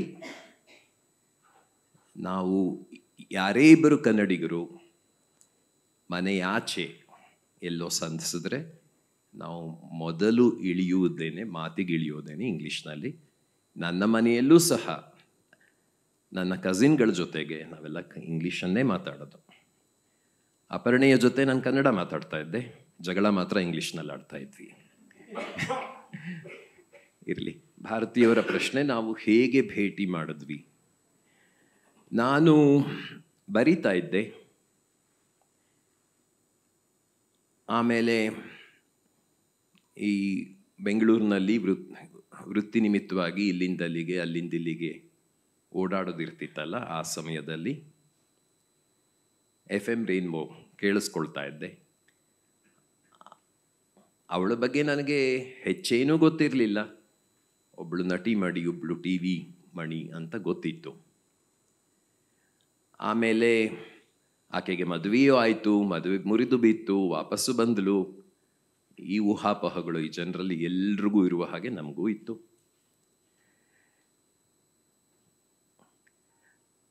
ಆ ಥರ ದಿನಗಳಲ್ಲಿರಬೇಕಾದ್ರೆ ಅವಳು ಕನ್ನಡಪ್ರಭದ ಒಂದು ಪುರವಣಿಯಲ್ಲಿ ಒಂದು ಆಹ್ವಾನಿತ ಲೇಖನವನ್ನು ಬರೆದಿದ್ಲು. ಜಗುಲಿ ಅಂತ ಅನ್ಸುತ್ತೆ. ಏನು ಹೇಳೋದು, ಆ ಜಗುಲಿ ಎನ್ನುವ ಶೀರ್ಷಿಕೆಯನ್ನು ಕೊಟ್ಬಿಟ್ಟು ಕನ್ನಡದ ಉದ್ದಾಮ ಮನಸ್ಸುಗಳಿಂದ ಬರೆಸ್ತಾ ಇದ್ರು. ಆ ವಾರ ಅಪರ್ಣೆಯ ಲೇಖನ ಇತ್ತು. ಅದರ ಮೇಲ್ಗಡೆ ನಾನು ಈ ನಗರೀಕರಣ ಅನ್ನುವ ಒಂದು ಬಾಂಬ್ ಇದೆಯಲ್ಲ, ನಾವೆಲ್ಲರೂ ಅದರ ಮೇಲೆ ಕೂತಿದ್ದೇವೆ. If there is anything worse than a nuclear bomb today is urbanization, and all of us are ignorant about it. ನಗರೀಕರಣ ಅನ್ನೋದು ಮನುಷ್ಯ ತಂದುಕೊಂಡಿರ್ತಕ್ಕಂಥ ಎಲ್ಲ ಕೇಡುಗಳಲ್ಲಿ ದೊಡ್ಡದು. ಅದನ್ನು ನಾವು ಅವಗಣಿಸಿದ್ದೇವೆ. ನಾನು ಆ ಕುರಿತು ಒಂದು ಲೇಖನವನ್ನು ಬರೆದಿದ್ದೆ. ಅದನ್ನು ಅವಳು ಓದಿದ್ಲು. ಓದ್ಬಿಟ್ಟು ಅರೆ ಯಾರೀ ಮನುಷ್ಯ ನಂತರನೇ ಯೋಚನೆ ಮಾಡ್ತಾನಲ್ಲ ಅಂತ ಒಂದು ಝಲಕು ಹಾದು ಹೋಯ್ತು ಅವಳ ಮನಸ್ಸಿನಲ್ಲಿ. ಅದಾದ ಮಾರನೇ ದಿನ ನನ್ನನ್ನು ದೂರದರ್ಶನದಲ್ಲಿ, ಅಂದರೆ ಚಂದನ ವಾಹಿನಿಯಲ್ಲಿ ನನ್ನದೊಂದು ಸಂದರ್ಶನ ಇತ್ತು. ಅಲ್ಲಿ ನನ್ನನ್ನು ನೋಡಿದ ಮೇಲೆ ಅವಳೇನು ಮಾಡಿದ್ಲು, ನನ್ನನ್ನು ಸಂಪರ್ಕಿಸ್ಬೇಕು ಅಂತ. ನನಗೂ ಆಕೆಯನ್ನು ಸಂಪರ್ಕಿಸ್ಬೇಕು ಅಂತ ಸುಮ್ಮನೆ ರೇಡಿಯೋದ ಕೇಳುಗನಾಗಿ ನಾನು ಅಂದ್ಕೊಳ್ತಾ ಇದ್ದದ್ದು ಹೌದು. ಆಮೇಲೆ ಅವಳು ತನಗೆ ಗೊತ್ತಿರುವ ಒಬ್ಬ ಪತ್ರಕರ್ತೆಯ ಮೂಲಕ ನನ್ನ ನಂಬರನ್ನು ಇಸ್ಕೊಂಡು ನಾವಿಬ್ಬರು ಭೇಟಿಯಾದ್ವಿ. ಆ ಭೇಟಿ ಮಾಡಿಸಿದ ಪತ್ರಕರ್ತೆ ಏನು ಮಾಡಿದ್ರು ಅಂದರೆ, ಅಪರ್ಣೆಗೆ ನಾನು ಅವಳನ್ನು ಭೇಟಿ ಮಾಡ್ತಾ ಇರೋದು ಯಾರು ಅಂತ ಹೇಳಿರಲಿಲ್ಲ. ನನಗೂ ಸಹ ನಾನು ಯಾರನ್ನು ಭೇಟಿ ಮಾಡ್ತಿದ್ದೀನಿ ಅಂತ ನನಗೂ ಗೊತ್ತಿರಲಿಲ್ಲ. ಆ ಪತ್ರಕರ್ತೆ ನಮ್ಮಿಬ್ಬರನ್ನ ಒಂದು ಕಡೆ ಸಂಧಿಸಿದ್ರು. ಅವಳು ನನ್ನನ್ನು ನೋಡ್ತಿದ್ದ ಹಾಗೇನೆ, ಅರೆ ನಿಮ್ಮನ್ನು ನಿನ್ನೆ ತಾನೇ ಚಂದನದಲ್ಲಿ ನೋಡಿದೆ ಅಲ್ವಾ ಅಂತ. ನಾನು ಎಷ್ಟೋ ವರ್ಷದಿಂದ ನಿಮ್ಮನ್ನು ಕೇಳ್ತಾ ಇದ್ದೀನಿ ನೋಡಿ ಅಂತ. ಹೀಗೆ ಮಾತು ಹುಟ್ಕೊಳ್ತು. ಮಾತು ಇನ್ನೊಂದಾಯಿತು ಕೆಲವೇ ವರ್ಷಗಳಲ್ಲಿ ಅಷ್ಟೆ. ಸರ್ ಏನಂತ ಕೇಳಿದ್ರೆ ತುಂಬ ಇಂಟ್ರೆಸ್ಟಿಂಗ್ ಸ್ಟೋರಿ ಸರ್ ಇದು. ಅವಳು ನನ್ನನ್ನು ಇಂಟ್ರೆಸ್ಟಿಂಗ್ ಲವ್ ಸ್ಟೋರಿ. ಇನ್ನೊಂದು ಮಾತು ಹೇಳೋದು ಮರ್ತೆ. ಕನ್ನಡವನ್ನ ಇಂಗ್ಲಿಷ್ನ ಶೈಲಿಯಲ್ಲಿ ಮಾತಾಡುವಂಥ ಮನುಷ್ಯ ಅಂತಾನು ಹೇಳಿದ್ಲು. ಆಮೇಲೆ MP ಪ್ರಕಾಶ್ ಅವರು ಉಪಮುಖ್ಯಮಂತ್ರಿ ಆಗಿದ್ರು. ಆ ಸಮಯದಲ್ಲಿ ಯಾವುದೋ ಕಾರಣಕ್ಕೆ ನಮ್ಮಿಬ್ಬರನ್ನ ಅವಳನ್ನು ಕರೆಸಿದ್ರು. ನಾನು ಹೋಗಿದ್ದೆ. ಸರಿ ಈತ ನನ್ನ ಹಸ್ಬೆಂಡ್ ಅಂತ ಹೇಳಿದ್ದಕ್ಕೆ ಗೊತ್ತಿಲ್ಲದೆ ಏನು ಕನ್ನಡದಲ್ಲಿ ಬರೆಯುವ ಇಂಗ್ಲಿಷ್ ಕವಿ ಅಂತ ಅವರು ಹೇಳಿದ್ರು. ಇನ್ನೊಂದು ವಿಶೇಷ ಅಂದರೆ ನಾನು ಗಮನಿಸಿದಾಗೆ ಅಪರ್ಣ ಎಷ್ಟೇ ಸೀರಿಯಸ್ ಆದಂಥ ಒಂದು ಮ್ಯಾಟ್ರ್ ಇರಲಿ ಅದನ್ನ ತುಂಬ ತಮಾಷೆಯಾಗಿ ತೊಗೊಂಡು ಹೋಗ್ಬಿಡೋದು. ಅಲ್ಲಿ ಏನೋ ಒಂದು ಜೋಕ್ ಹೇಳ್ಬಿಡ್ತಾ ಇದ್ರು. ಸೊ ನಾವೊಂಥರ ಅದು ತಕ್ಷಣಕ್ಕೆ ನಗು ಬರೋದು ಆ ಥರದಲ್ಲಿ.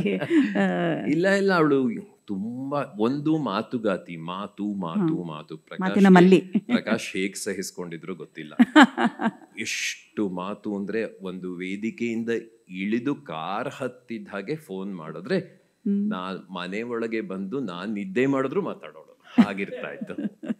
ಎರಡನೇದು ಎಲ್ಲದರಲ್ಲೂ ಹ್ಯೂಮರ್ ಹೊಡ್ಕೋಳು. ಹೌದು, ಏನ್ರಿ ಇದು ನೀವು ತುಂಬಾ ಸೀರಿಯಸ್ಸು ಅಂತ ಹೇಳ್ಬಿಟ್ಟು ನಗ್ಸೋಳು. ಏನೇನೋ ವಿಷಯ ವೇದಿಕೆ ಮೇಲೆ CM ಹಿಂಗ್ ಕೂತಿದ್ರು ಅಂತ ಹೇಳ್ಬಿಟ್ಟು ಸಿದ್ದರಾಮಯ್ಯನವರು ನಣಕ್ಸೋದು, ಇಲ್ಲ ದೇವೇಗೌಡರು ನಿದ್ದೆ ಮಾಡ್ತಿದ್ರು ಅಂತ ಹೇಳಿ ಅವರು ನಣಕ್ಸೋದು. ಹೀಗೆ ಅವಳಿಗೆ ನಾನು ಹೇಳಿದ್ದೆ ಕೂಡ, we should do a solo show of all this ಅಂತ. ಯಾರನ್ನೇ ಆಗ್ಲಿ ಮಿಮಿಕ್ ಮಾಡೋಳು. ನಿಮ್ಮನ್ನ 10 ನಿಮಿಷ ನೋಡಿದ್ರೆ ಸಾಕು, ನಿಮ್ಮ ಪ್ರತಿಯೊಂದು ಭಾವಭಂಗಿಯನ್ನ ಅಭಿನಯಿಸೋಳು. ಒಂದ್ಸಲ ಏನಂದರೆ ಯಾವುದೊಂದು ಸೀರಿಯಲಲ್ಲಿ ಇವರೆಲ್ಲ ಆ್ಯಕ್ಟ್ ಮಾಡ್ತಾಯಿದ್ರು. ಅದೇನು ಇದ್ದಕ್ಕಿದ್ದಂಗೆ ನಿಂತೋಗುತ್ತೆ ಅನ್ನೋದು ಒಂದು ಸುಮ್ಮನೆ ಅವರವರೊಳಗೆ ಡಿಸ್ಕಷನ್ ನಡೀತಾ ಇತ್ತು. ಅಪರ್ಣ ಹೇಳಿದ್ದು ಕಲಾವಿದರಲ್ಲಿ, ಆರ್ಟಿಸ್ಟ್ಗಳಲ್ಲಿ ನಡೀತಾ ಇತ್ತು. ಇದು ನಿತ್ರೆ ಏನು ಮಾಡೋದು ಅಂತ ಅವರೆಲ್ಲ ಮಾತಾಡ್ಕೋತಾ ಇದ್ದಾರೆ. ಇವಳು ಸೀರಿಯಸ್ ಆಗಿ, ನಾನಂತೂ ನಿತ್ರೆ ಏನೋ ಒಂದು ಮಾಡ್ತೀನಿ ನಾನು ಅಂತ. ಎಲ್ರಿಗೂ ಕುತೂಹಲ ಆಗ್ಬಿಟ್ಟಿದೆ, ಏನು ಮಾಡ್ತೀನಿ ನಾನು, ಬೋಂಡಾ ಅಂಗಡಿ ತೆಗಿತೀನಿ ಅಂತ ಹೇಳಿದ್ರು. ಎಲ್ಲರೂ ಜೋರಾಗಿ ನಕ್ರು ಅಂತ. ಹಂಗೆ ಮನೇಲಿ ನಡೀತಾನೆ ಇರೋದು. ನೀ ಹಿಂಗ್ ಮಾಡಿದ್ರೆ ನಾ ಏನ್ ಮಾಡ್ತೀನಿ ಗೊತ್ತಾ, ಮನೆ ಪೂರ್ತಿ ಕಸಗೊಳಿಸ್ಬಿಡ್ತೀನಿ. ಇನ್ನೊಂದು ಹೇಳಲೇಬೇಕು ಅವಳಿಗೆ, ಈ ಕ್ಯಾನ್ಸರ್ ಅನ್ನುವಂಥ ಅದನ್ನ ಮಾರಿ ಅಂತ ನಾ ಹೇಳಲಾರೆ. ಏಕೆಂದ್ರೆ ಅದೊಂದು ದೈಹಿಕ ಪರಿಸ್ಥಿತಿ ಅಷ್ಟೇ. ಅದನ್ನ ಗೆದ್ವಿ, ನಾವು ಸೋತ್ವಿ, ಅದೆಲ್ಲ ಸುಳ್ಳು. ಇರ್ಲಿ, ಆ ವಿಷಯ ಗೊತ್ತಾಗ್ತಿದ್ದ ಹಾಗೇನೆ ನಾನು ಕುಸ್ದು ಹೋದ್ರೆ ನಗಕ್ಷರ ಮಾಡಿದ್ಲು. ಆ ಡಾಕ್ಟರ್ ಹತ್ರ ಹೋಗ್ತಿದ್ದಂಗೆ, ಏನ್ ಡಾಕ್ಟರ್ ನಾನು ಹೊಗೆನಾ ಅಂತ ಮಜಾಟಕ್ಕೆ ಸ್ಟೈಲಿ ಕೇಳ್ತಾಳೆ. ಅವಳು ಒಂದು ದಿನ ತಲೆ ಕೆಡಿಸ್ಕೊಳ್ಳಿಲ್ಲ, ಒಂದೇ ಒಂದು ದಿನ. ಇಲ್ಲ, ಅದು ಬಹುಶಃ ಆ ಥರ ಒಂದು ಹ್ಯೂಮರಸ್ ಆಗಿರೋ ಕಾರಣಕ್ಕಾಗೇನೆ ಅಂತ ಒಂದು ವಿಲ್ ಪವರ್ ಇತ್ತೋ ಏನೋ ಗೊತ್ತಿಲ್ಲ. ನಿಮಗೆ ನೆನಪಿರಬಹುದು 2023 ನವೆಂಬರಲ್ಲಿ. ಸೊ ನಮ್ಮ ಕರ್ನಾಟಕ ಲೇಖಕಿಯರ ಸಂಘದವರು ನಾವೊಂದು ಕನ್ನಡ ರಾಜ್ಯೋತ್ಸವ ಪ್ರೋಗ್ರಾಮ್ ಮಾಡಿದ್ವಿ. ಅದಕ್ಕೆ ಅಪರ್ಣ ಅವ್ರನ್ನ ಗೆಸ್ಟಾಗಿ ಕರೆದಿದ್ವಿ. ಅದು ಎಲ್ಲಿ ನಾವು ಯಲಹಂಕದಲ್ಲಿ ಇಟ್ಕೊಂಡಿದ್ವಿ. ಸೊ ನಾನು ಫೋನ್ ಮಾಡಿದರೆ ಫೋನ್ ಫಸ್ಟ್ ತಗೊಳ್ಳಿಲ್ಲ, ನಾನೆಲ್ಲ ಶೂಟಿಂಗಿಗೆ ಹೋಗಿರ್ಬೋದು ಅಂತ ನನ್ನ ಇದು. ಸೊ ವಾಯ್ಸ್ ಮೆಸೇಜ್ ಇಟ್ಟೆ, ಅಪರ್ಣ ಫ್ರೀ ಆದಾಗ ಫೋನ್ ಮಾಡಿ ಅಂತ. ಆಮೇಲೆ ಹೇಳಿದೆ, ನಾನು ಇದರಲ್ಲಿ ಸೆಕ್ರೆಟ್ರಿ ಇದ್ದೇನೆ, ಸೊ ನನ್ನ ಅವಧಿಯಲ್ಲಿ ನೀವೊಂದು ಗೆಸ್ಟಾಗಿ ಬರಬೇಕು ಅಂತ. ನಾನು ಯಾವುದು ಸಾಯಂಕಾಲ ತಿಳಿಸ್ತೀನಿ ಅಂತ ಅಂದ. ಆಯಿತು ಅಂತ. ಆಮೇಲೆ ವಾಯ್ಸ್ ಮೆಸೇಜ್ ಇಟ್ಟರು, ಆಯಿತು ಬರ್ತೇನೆ ಅಂತ. ಸರಿ, ಯಲಹಂಕ ದೂರ ಅಂತೆಲ್ಲ ಹೇಳಿದ್ದೆ, ಆಯಿತು ಬನ್ನಿ ಅಂದರು. ಅಲ್ಲಿ ಕಾರ್ಯಕ್ರಮದಲ್ಲಿ ನೋಡ್ತೀನಿ, ಆ್ಯಕ್ಚುಲಿ ನನಗೆ ಗುರ್ತು ಸಿಗಲಿಲ್ಲ ಅವ್ರನ್ನ. ಅಂದರೆ ತುಂಬ ಸಣ್ಣ ಆಗಿದ್ದರು, ಕೂದಲೆಲ್ಲ ಇದಾಗ್ಬಿಟ್ಟಿತ್ತು. ಏನಿದು, ಒಟ್ಟಿಗೆ ಊಟಕ್ಕೆ ಕೂತಿದ್ವಿ ನಾವು. ಆಮೇಲೆ ಅಷ್ಟು ಇದಾದರೂ ಕೂಡ ಎಂಥ ಅದ್ಭುತವಾದ ಸ್ಪೀಚ್ ಕೊಟ್ಟರು ಅಂತಂದರೆ ಅಲ್ಲಿ ಕನ್ನಡ ಬಗ್ಗೆ ತುಂಬ ಒಳ್ಳೆಯ ಸ್ಪೀಚ್ ಕೊಟ್ಟು, ಆಮೇಲೆ ಮುಗಿದ ಮೇಲೆ ಎಲ್ಲರೂ ಬಂದು ಆ ಸ್ಟೂಡೆಂಟ್ಸ್ ಎಲ್ಲರೂ ಬಂದು ಅವ್ರ ಹತ್ರ ಸೆಲ್ಫಿ ತೆಗೆಸ್ಕೊತಾಯಿದ್ರು. ಆಮೇಲೆ ಒಟ್ಟಿಗೆ ಊಟ ಕೂತಕ್ಕೆ ಅದು ಯಾಕ್ರಿ ಕೂದಲೆಲ್ಲ ಇದು ಮಾಡ್ಕೊಂಡಿದ್ದೀರಿ ಅಂತ. ಇಲ್ಲ, ತುಂಬ ಉದುರ್ತಾ ಇತ್ತು ಭಾರತಿ, ಅದಕ್ಕೆ ಇವರು ಅವಳು ಪಾರ್ಲರ್ನವಳು ಇದನ್ನ ಅಂದರೆ ಕಟ್ ಮಾಡಿಸಿದ್ರೆ ಬೆಳೆಯುತ್ತೆ ಅಂತ ಅಂದರು. ಹಾಗಾಗಿ ಕಟ್ ಮಾಡಿಸ್ಬಿಟ್ಟೆ, ನೋಡ್ರೆ ಅದು ಬೆಳೀಲೇ ಇಲ್ಲ ಇರ್ಬೋದು ಅಂತ ನಾನು ಅಂದ್ಕೊಂಬಿಟ್ಟೆ. ಕಡೆಗೆ ನಮಗೆಲ್ಲ ಗೊತ್ತಿಲ್ಲಲ್ಲ ಸರ್. ವಾಪಸ್ ಹೋದ್ಮೇಲೆ ಹೆಂಗೆ ಹೋದ್ರೆ ಆರಾಮಾಗಿ ಅಂತ ಫೋನ್ ಮಾಡಿದ್ರೆ ತೊಗೊಳ್ಳಿಲ್ಲ. ಆಮೇಲೆ ಮಾರನೇ ದಿವಸ ಎಲ್ಲ ಅವರ ಸ್ಪೀಚ್ ಎಲ್ಲ ಕಡೆ ಎಲ್ಲ ಪೇಪರ್ನಲ್ಲೂ ಕವರೇಜ್ ಆಗಿತ್ತು. ಅದರ ಕಟಿಂಗ್ ಕಳಿಸಿದೆ. ಅವಾಗೊಂದು ವಾಯ್ಸ್ ಮೆಸೇಜ್ ಇಟ್ಟರು, ಇಲ್ಲ ಭಾರತಿ ತುಂಬ ಸುಸ್ತಾಗಿತ್ತು, ನಿನ್ನೆ ರಾತ್ರಿ ಮಲಗಿದೆ ಅಂಥೇಳಿ. ಹಂಗೂ ನನಗೇನು ಗೊತ್ತಾಗಲಿಲ್ಲ ಸರ್. ಇದು ಅವ್ರು ಹೋದ್ಮೇಲೆ ನಾನು ನಿಮ್ಮ ಹತ್ರ ಹೇಳಿದ್ನಲ್ಲ, ಅವರು ಹೋದಾಗ ಬಂದಿದ್ದ, ಅವಾಗ ಸರ್ ಹತ್ರ ಹೇಳ್ದೆ, ಅವಾಗ ನಿಮ್ಮ ಕಾರ್ಯಕ್ರಮಕ್ಕೆ ನಾವೆಲ್ಲ ರೆಡಿ ಮಾಡಿ ಕಳಿಸಿದ್ದು, ಅಷ್ಟರ ಮಟ್ಟಿಗೆ ರೆಡಿ ಮಾಡಿ ಕಳಿಸಿದ್ರು. ಅಟ್ಲೀಸ್ಟ್ ಅದೊಂಚೂರು ಚೇಂಜ್ ಆಗುತ್ತೆ ಅಂತ ಹೋಗ್ಬಾ ಅಂತ ಕಳಿಸಿದ್ದು ನಾವೇನೆ ಅಂತ. ಇಲ್ಲ, ನಾನು ಯಾವತ್ತೂ ಅವಳಿಗೆ ಹೇಳ್ತಾ ಇದ್ದೆ, ದುಃಖ ಅನ್ನೋದು ಒಳ ಉಡುಪಿನ ಥರ. We are not superman to wear in underwear outside. ಅದು ಖಾಸಗಿಯಾಗೇ ಇರಬೇಕು. ದೇವರಲ್ಲಿ ಯಾವಾಗಲೂ ನಾವೊಂದು ಮರೆ ಇಡಬೇಕು. ಏನೇ ಆದ್ರೂ ನಮ್ಮ ಹೊರಗುಟ್ಟಿದ್ದನ್ನು ಕಳಚಬಾರ್ದು. ಅವಳು ಯಾವತ್ತೂ ನಗುವನ್ನು ಹೊರಗೆ ತೊಟ್ಟು ಹುಟ್ಟಿದ್ಲು, ಅದನ್ನು ಅವಳು ಕಡೆವರೆಗೂ ಕಳಚಲಿಲ್ಲ. ಅದೊಂದು ಸೌಭಾಗ್ಯ ಅಂತಲೇ ನಾನು ಅನ್ಕೋತೇನೆ. ನಿಜ ಸರ್. ಸದಾಕಾಲ ಅವರು ನಗುಮುಖ, ಅರಳು ಗಣ್ಣುಗಳು ಇದೇ ನಮಗೆ ನೆನಪಿಗೆ ಬರುತ್ತೆ ಹೊರತು ಕಡೆಯದನ್ನು ನಾವು ನೆನಪಿಸ್ಕೊಳ್ಳೋದೇ ಬೇಡ ಅಂತಲೇ ಅನ್ನಿಸ್ತೀವಿ. ಸರ್, ಶಂಕರ್ ಪ್ರಕಾಶ್ ಸರ್, ನನಗೆ ಇನ್ನೊಂದು ಪ್ರಶ್ನೆ ಏನಂದರೆ, ಈಗ ನೀವು ನಿರೂಪಣೆ ಮಾಡ್ತಾ ಇರುವಾಗಲ್ಲ ಎಷ್ಟೋ ಜನ ಏನು ಮಾಡ್ತಾರೆ ಅಂತಂದರೆ, ನೀವು ಆವಾಗ ತುಂಬ ಒಳ್ಳೆ ಪಾಯಿಂಟ್ ಹೇಳಿದ್ರಿ, ಪ್ರೊಫೆಷ್ನಲಿಸಮ್ ಅಂಥೇಳಿ. ಯಾವ ಥರ ಅನ್ನೋದು ಅಂದರೆ, ಎಷ್ಟೋ ಜನ ನಮಗೆ ಬೇಕಾದವ್ರು ಯಾರೋ ಬಂದಿರ್ತಾರೆ ಸ್ಟೇಜ್ ಮೇಲೆ, ಆ ಥರದವ್ರದ್ದು ಒಂದಿಷ್ಟು. ಆಮೇಲೆ ಎಷ್ಟು ಮಾತಾಡಬೇಕು, ಹೇಗೆ ಮಾತಾಡಬೇಕು, ಅದಕ್ಕೇನಾದರೂ ಹೋಮ್ವರ್ಕ್ಗಳನ್ನು ಮೊದಲೇ ಮಾಡ್ಕೊಂಡಿರ್ತಿದ್ರಾ? ಇಲ್ಲ, ಫಸ್ಟ್ ಆಫ್ ಆಲ್ ಏನಂದರೆ, ನಾವಿಬ್ಬರು ಭಾಳ ಸಲ ಡಿಸ್ಕಸ್ ಮಾಡಿದ್ದೆ ಏನಂದರೆ, ನಿರೂಪಣಾಕಾರರು ಭಾಷಣಕಾರರಲ್ಲ, ಅಂದರೆ ಸೂತ್ರಧಾರರು. ನಾವಷ್ಟೇ ಆ ಪ್ರೋಗ್ರಾಮ್ ಲಿಂಕ್ ಮಾಡಿ whatever is the highlight of the program ಅಷ್ಟೇ ಜನಕ್ಕೆ ನಾವು ತಿಳಿಸ್ಬೇಕಾಗಿರೋದು. ನಿಮ್ಮನ್ನು ಗೆಸ್ಟಾಗಿ ಕರೆದ್ರೆ, ಈಗ ನೀವು ಅಪರ್ಣ ಚೆನ್ನಾಗಿ ಮಾತಾಡಿದ್ರು, ನೀವು ಲೇಖಕಿಯರ, ಅವ್ರಿಗೆ ಗೆಸ್ಟಾಗಿ ಕರೆದಾಗ ಮಾತ್ರ ಹಾಗೆ ಮಾತಾಡಿದರು. ಅದು ನಿರೂಪಣೆ ಕರೆದಾಗ it's A different roll all together. ಇದನ್ನು ನಾವು ಚೆನ್ನಾಗಿ ಅರ್ಥಕೋಬೇಕು. ಏನಂದರೆ, ಇವತ್ತಿನ ದಿವಸ ನಾವೇನು ನೋಡ್ತಾ ಇದ್ದೀವಿ, lot of interviews we interview ಮಾಡೋರೆ ಆ ಗೆಸ್ಟ್ಗಿಂತ ಜಾಸ್ತಿ ಮಾತಾಡ್ತಾರೆ. ಹೌದು.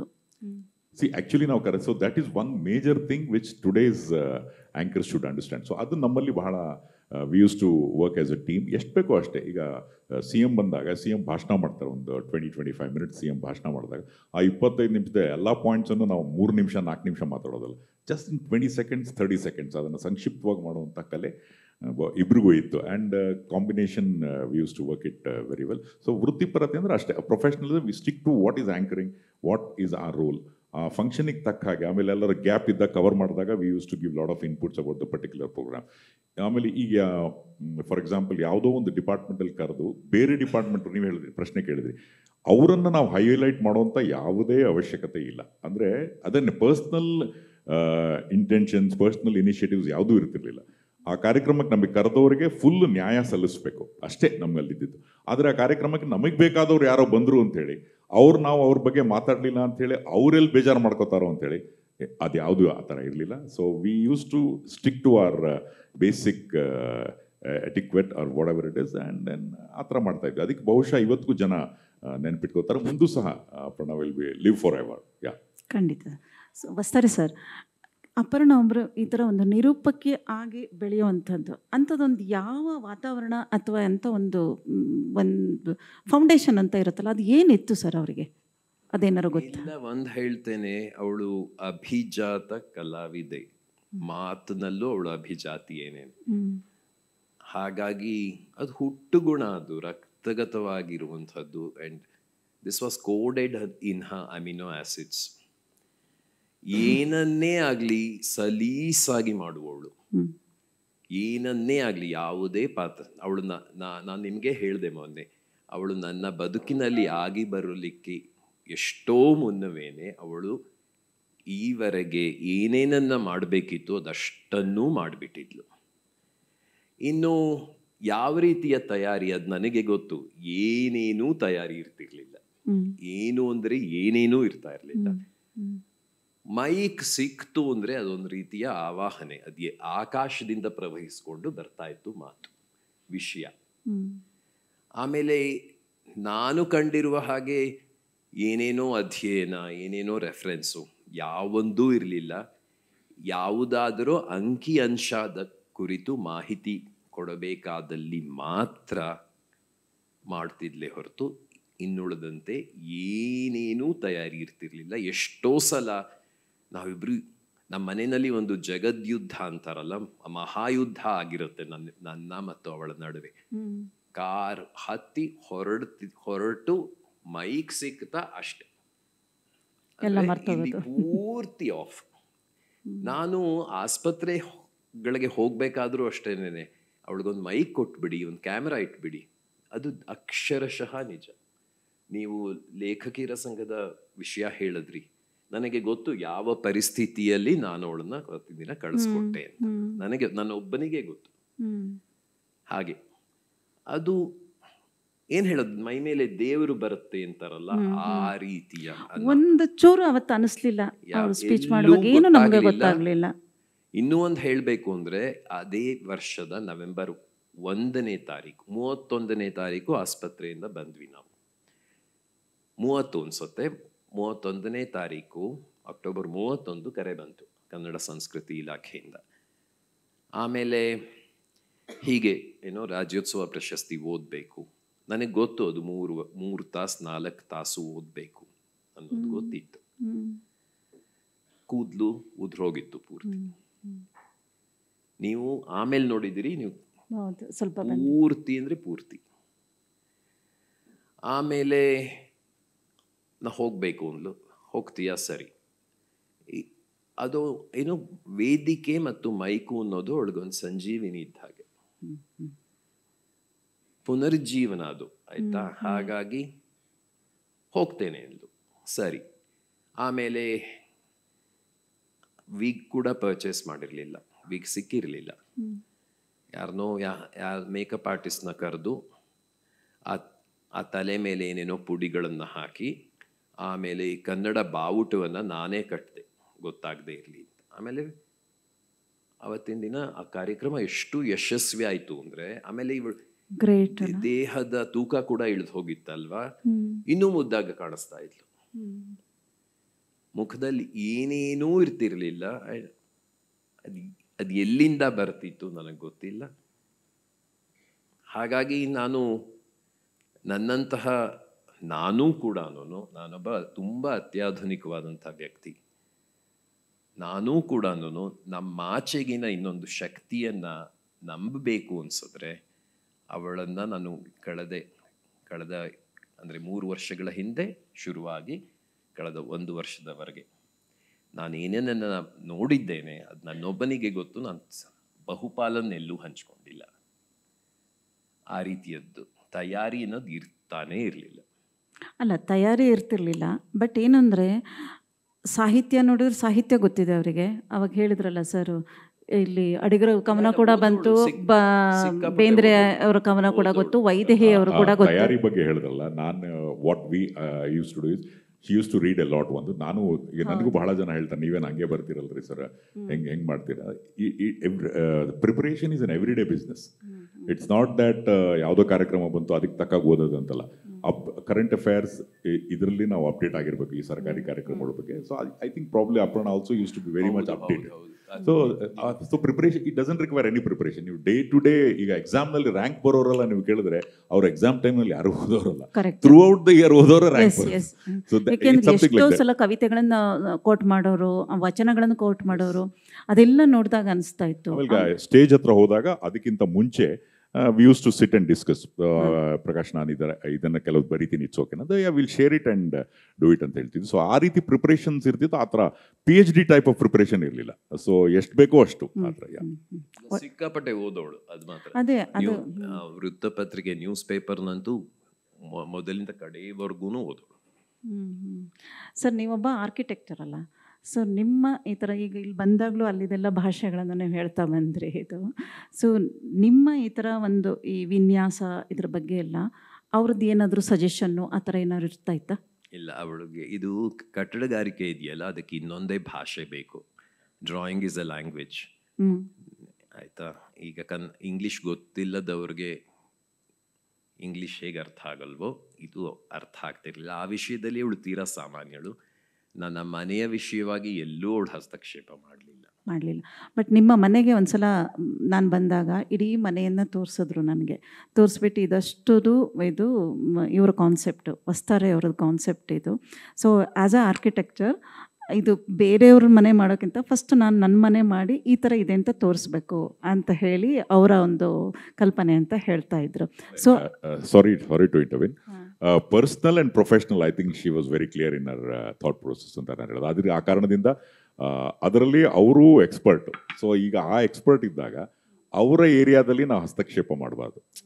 ದಟ್ ಬೇಸಿಕ್ ಕಾಮನ್ ಸೆನ್ಸ್ ಅಂತ ನಾವು ಹೇಳಿದ್ವಿ. So probably she was correct very much in that particular aspect. ಯಾವುದೇ ವಿಷಯದಲ್ಲಾದರೂ ಸಹ I think she use to give respect for ನಿಮ್ಮ ಹತ್ರ ಇರುವಂಥ ಯಾವುದೇ ಕಲೆ ಇರ್ಬೋದು, she use to respect. That's one of the great things of her. ಇದರ ಮುಂದುವರಿಕೆಯಾಗಿ ಏನು ಹೇಳಬೇಕು ಅಂದರೆ, ನಮ್ಮಿಬ್ಬರಲ್ಲಿ ಶುರುವಿನಿಂದಲೇ ಒಂದು ಒಡಂಬಡಿಕೆ ಇತ್ತು. ನಿನ್ನ ಕೆಲಸದಲ್ಲಿ ನಾನು ಮೂಗು ತೋರಿಸೋದಿಲ್ಲ, ನನ್ನ ವಿಷಯದಲ್ಲಿ ನೀನು ತಲೆ ಹಾಕಬಾರ್ದು. ಒಂದದು. ಇಬ್ಬರ ಹಣಕಾಸಿನಲ್ಲೂ ಸಹ ನಾವಿಬ್ಬರು ಹಸ್ತಕ್ಷೇಪ ಮಾಡಲಿಲ್ಲ. ಆಮೇಲೆ ಇನ್ಯಾವುದೇ ವಿಷಯದಲ್ಲಿ ಅವಳು ಯಾವುದನ್ನೂ ನನಗೆ ಮಾಡಬೇಡ ಅಂತ ಹೇಳಲಿಲ್ಲ, ನಾನು ಅವಳಿಗೆ ಏನನ್ನೂ ಇದನ್ನು ಮಾಡಿಕೊಡ್ದು ಅಂತ ಹೇಳಲಿಲ್ಲ. ಹಾಗಾಗಿ ನಾವು ಗೆದ್ವಿ ಜಂಟಿಯಾಗಿ ಅಂತ ಅನಿಸುತ್ತೆ. ಬಟ್ ಸೋಜಿಗ ಏನು ಅಂತ ಕೇಳಿದ್ರೆ, ಸೊ ಅಪರ್ಣಾರ ಟೈಮಿಂಗ್ಸು ಎಷ್ಟೆಷ್ಟು ಹೊತ್ತಿಗೋ ಇರ್ತಿತ್ತು. ಎಷ್ಟು ಹೊತ್ತಿಗೋ ಬರೋದು, ಎಷ್ಟು ಹೊತ್ತಿಗೋ ಹೋಗೋದು. ಬಹುಶಃ ಎಷ್ಟೋ ಸಲ 6 ಗಂಟೆಗೆ ಹೋಗಿದ್ದ ದಾಖಲೆ ಇರ್ಬೋದು, 4 ಗಂಟೆಗೆ ಹೋಗಿದ್ದ ದಾಖಲೆ ಇರ್ಬೋದು, ರಾತ್ರಿ 12 ಗಂಟೆ ಬಂದ ದಾಖಲೆ ಇರ್ಬೋದು.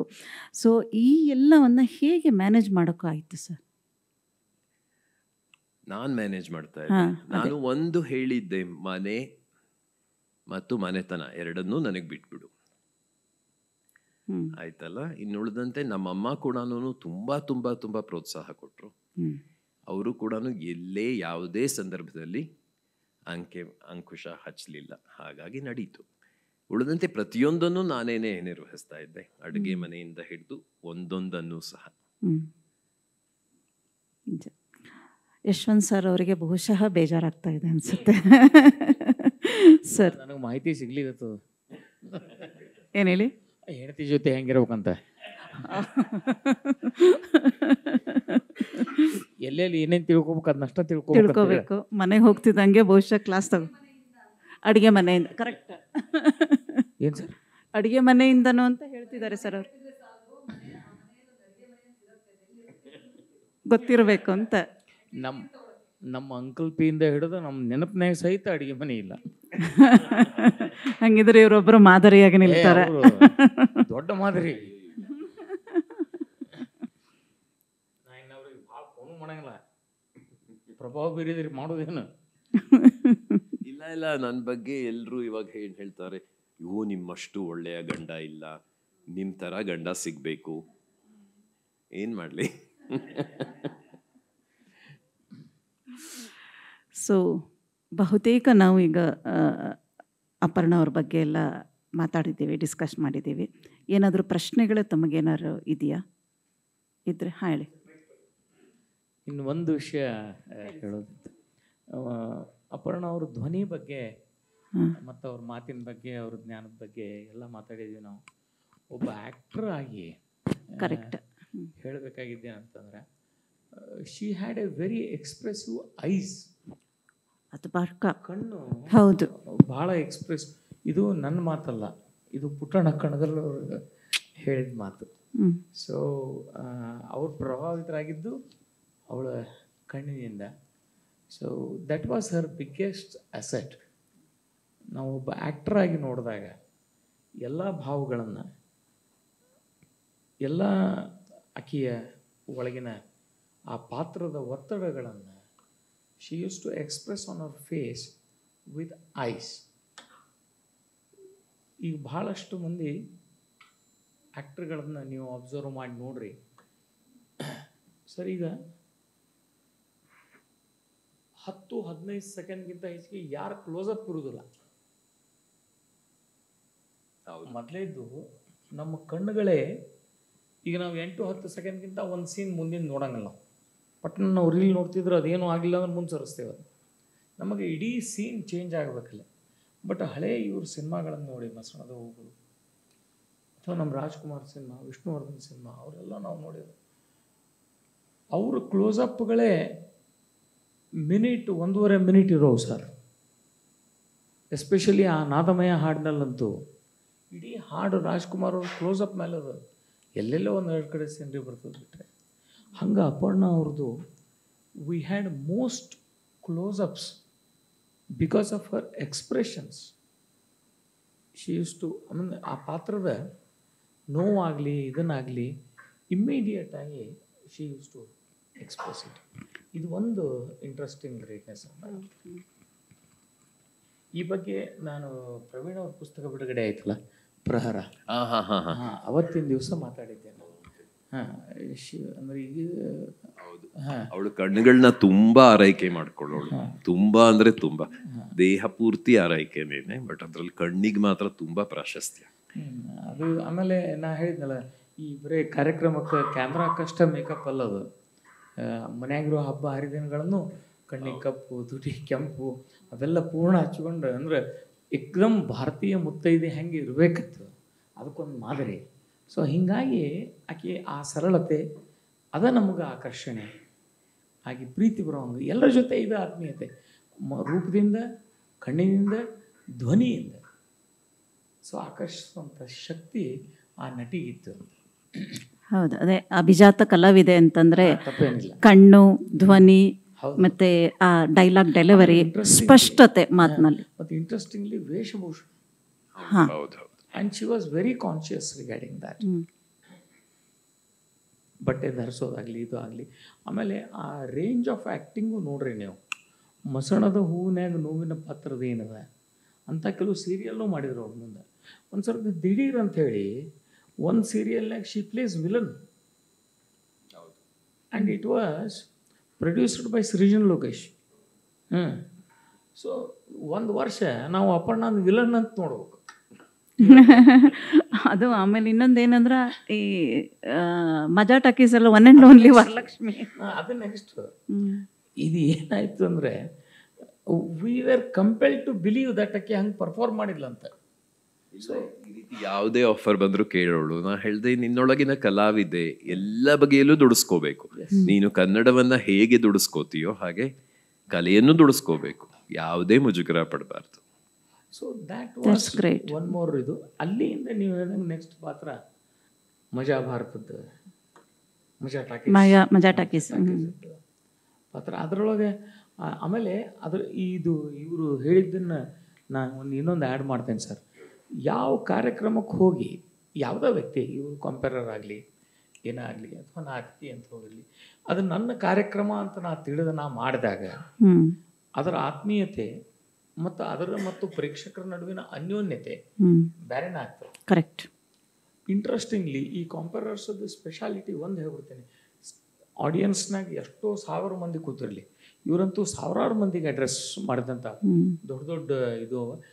ಪ್ರತಿಯೊಂದು ಆಡಿಯನ್ಸ್ಗೂ ಕನೆಕ್ಟ್ ಆಗುವಂಥ ಕೌಶಲ್ಯ ಇವ್ರಿಗೆ ಇರಲಿಕ್ಕೆ ಬೇಕು. ಯಾಕಂದ್ರೆ ಇವ್ರು ಹೇಳ್ದಂಗೆ ಆ ಭಾಷಣ ಮಾಡೋ 30 ಮಿನಿಟ್ ಮಾತಾಡಿದ್ರೆ ಇವ್ರು ಅದನ್ನ 30 ಸೆಕೆಂಡ್ನಾಗ ಸಮರೈಸ್ ಮಾಡಿ ಪ್ರೆಸೆಂಟ್ ಮಾಡ್ಬೇಕಾಗ್ತದೆ.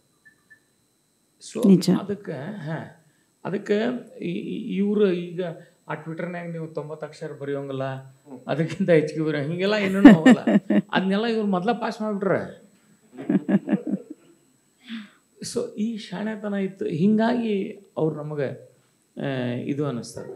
So ಅದಾಗಿತ್ತು sir. ಆಮೇಲೆ ಅದಾದಮೇಲೆ ಆ ಪ್ರಹರದಾಗನ ಒಂದು ಪಾತ್ರ ಬರ್ತದೆ. ಆ ಪ್ರಹರ ಅಂತೇಳಿ ಪ್ರವೀಣ್ ಗೋಡ್ಕಿಂಡಿ ಬರೆದದ್ದೊಂದು ಕಾದಂಬರಿ. ಆ ಕಾದಂಬರಿ ಒಳಗೆ ಒಂದು ಬರ್ತದೆ. ಅವತ್ತು ಅದಕ್ಕೆ ಮುನ್ನುಡಿ ನಾನು ಬರೆದಿದ್ದೆ. ಸೊ ಅದಕ್ಕೆ ಅವತ್ತು ನಾ ಹೇಳಿದೆ, ಅಪ್ಪಣ್ಣ ನೀವು ಮಾಡ್ಬೇಕು ನೋಡ್ರಿ ಇದನ್ನ ಅಂತ. ನಿಮ್ಮ ಭಾಷೆ ಒಂದು ಬರ್ಬೇಕಲ್ರಿ ನಂಗೆ ಅನ್ಲಿಕ್ಕೆ.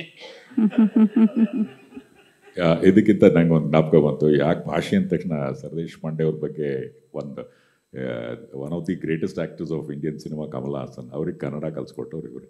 So I think you should give a huge round of applause. When you can teach Kamal Haasan, so ಅವರು Kannada, yes, congratulation. Thank you sir. So creativity ಬಗ್ಗೆ ಇನ್ನೊಂದು ಮಾತು ಹೇಳ್ಬೇಕು. ಅದು ಮಜಾ ಟಾಕೀಸ್ ಶುರುವಾದ ಸೆಷನ್, ಇವರು ಪ್ರಿಲಿಮಿನರಿ ಮೀಟಿಂಗ್ ಅದು ಇದೆಲ್ಲ ಮಾಡ್ಕೋತ ಕೂತಾಗ ಮಂಡ್ಯ ರಮೇಶ್ಗೆ ಅದರೊಳಗೆ ಹೆಸರು ಮುದ್ದೇಶ ಅಂತ ಸಜೆಸ್ಟ್ ಮಾಡಿದ್ದು ಅಪರ್ಣ. ಅದಕ್ಕೆ 2-3 ಕಾರಣ ಅಂತ. ಅವ ಮುದ್ದಾಗಿದ್ದ, ಅದಕ್ಕೆ ಮುದ್ದೇಶ. ಆಮೇಲೆ ಮಂಡ್ಯನಾಗಿದ್ದು ಬರೀ ಮುದ್ದಿನ ತಿಂತಿದ್ದ. ಸೊ ಈ ಎಲ್ಲ ಕಾರಣಗಳಿಗೆ ಸೃಜ ಇದು ಇರ್ಲಿಕ್ಕೆ ಅಂತ. ಹೌದು. ಸೊ ಆಯ್ತು ಅಂತ ಅಳವಡಿಸ್ಕೊಂಡು. ಸೊ ಕಾರ್ಯಕ್ರಮ ತಮ್ಮದು ಅಂತ ಆದಾಗ ಇಂಥ ಕಾಂಟ್ರಿಬ್ಯೂಷನ್ಗಳು ಸಾಧ್ಯ ಇರ್ತವೆ. So she significantly made these contributions.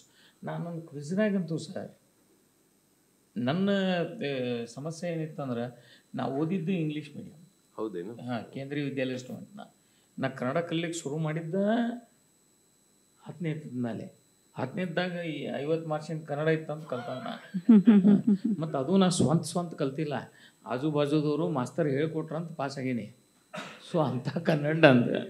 So ನಾವು ಮಾಡ್ತಿರೋ ಕ್ವಿಜ್ ಕಾರ್ಯಕ್ರಮ was entirely in Kannada. So she helped very much. ಆಮೇಲೆ ಈಗಿನಷ್ಟು ಅವಾಗ ಕಮರ್ಷಿಯಲ್ಲು ರೊಕ್ಕದ್ದು ಅದೆಲ್ಲ ಏನು ಇರಲಿಲ್ಲ ಸರ್.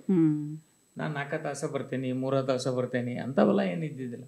ಓ ಹೌದು, ಈಗ 10ಕ್ಕೆ ಬರ್ತಾರೆ ಅಂತಂದ್ರೆ ಇಷ್ಟು ಹುಡುಗರು ಬರ್ತಾರೆ, ನಾವೆಲ್ಲ ರೆಡಿ ಆಗಬೇಕು, ಅದು ರೆಡಿಯಾ, ಇದು ರೆಡಿನಾ, ಎ ಗ್ರೂಪ್ ರೆಡಿನಾ, ಬಿ ಗ್ರೂಪ್, ಅದು ಎಲ್ಲ ತಾನ ಓಡಾಡಿ ತಾನ ಮಾಡಿ ಕಡೆ ತಾನ ಪ್ರೆಸೆಂಟ್ ಮಾಡಿ ಹೋದ್ಲಕ್ಕೆ. ನಾ ಮತ್ತು ಕೇಂದ್ರ ಸರ್ಕಾರದ ಸಾಹೇಬನ ಆತ್ ಮಾಡಿ ಬೇಸ್ ಮಾಡಿ ಅಂತ ಹೇಳಿ ನಿಮ್ದು ಹೇಳ್ರಿ ಎಷ್ಟಾಯ್ತು, ಆಟೋದ ಬಿಲ್ ಇಷ್ಟ, ಓಕೆ ತೋರಂಬೆ, ಇಷ್ಟು ಹಿಂಗೆ. ಅಂದ್ರೆ ಆ ಆತ್ಮೀಯತೆ ಮತ್ತು ಆ ಪ್ರೀತಿ ಆ ಕೆಲಸದ ಬಗ್ಗೆ ಅಥವಾ ಕಾರ್ಯಕ್ರಮದ ಬಗ್ಗೆ ಇದ್ದಾಗ ಡೆಫಿನೆಟ್ಲಿ ಅದು ನಾವು ಚಂದ ಮಾಡ್ಲಿಕ್ಕೆ ಸಾಧ್ಯ. ಆ್ಯಂಡ್ ಇದು ಪ್ರೊಫೆಷ್ನಲಿಸಮ್ ಮೀರಿದ್ದು ಸರ್. ಬರೇ ಪ್ರೊಫೆಷ್ನಲಿಸಮ್ ಕರೆಕ್ಟ್ ಅದನ್ನು ಮೀರಿದ ಅದು ನಮ್ಮದು ಅಂತ ಮಾಡಿದಾಗ ನಾವು ವರ್ಕ್ ಆಗ್ತದೆ. ಅದೇ ನಿಜ. ಆಮೇಲೆ ಆ ರೀತಿ ಕೆಲಸ ಮಾಡೋರು ಈಗ ಯಾರಿಲ್ಲ. ಈಗ ಮೊನ್ನೆ ಅದು ಇಂಟರ್ನ್ಯಾಷನಲ್ ಅದೇನು ಫಿಲ್ಮ್ ಫೆಸ್ಟಿವಲ್ ಏನೋ ಆತ, ಅದ್ರಾಗ ಹೋಗ್ಬೇಕು. ಯಾವಾಗ ಬಂದು ನಾನು ನಿಮ್ಮ ಮನೆ ಮಗಳಂತ ತಿಳ್ಕೊಡ್ರಿ, ನಮ್ಮ ಮನೆ ಮಗಳಂತ ನಿನ್ನೆ ಯಾಕೆ ತಿಳ್ಕೊಂಡು ನಾವು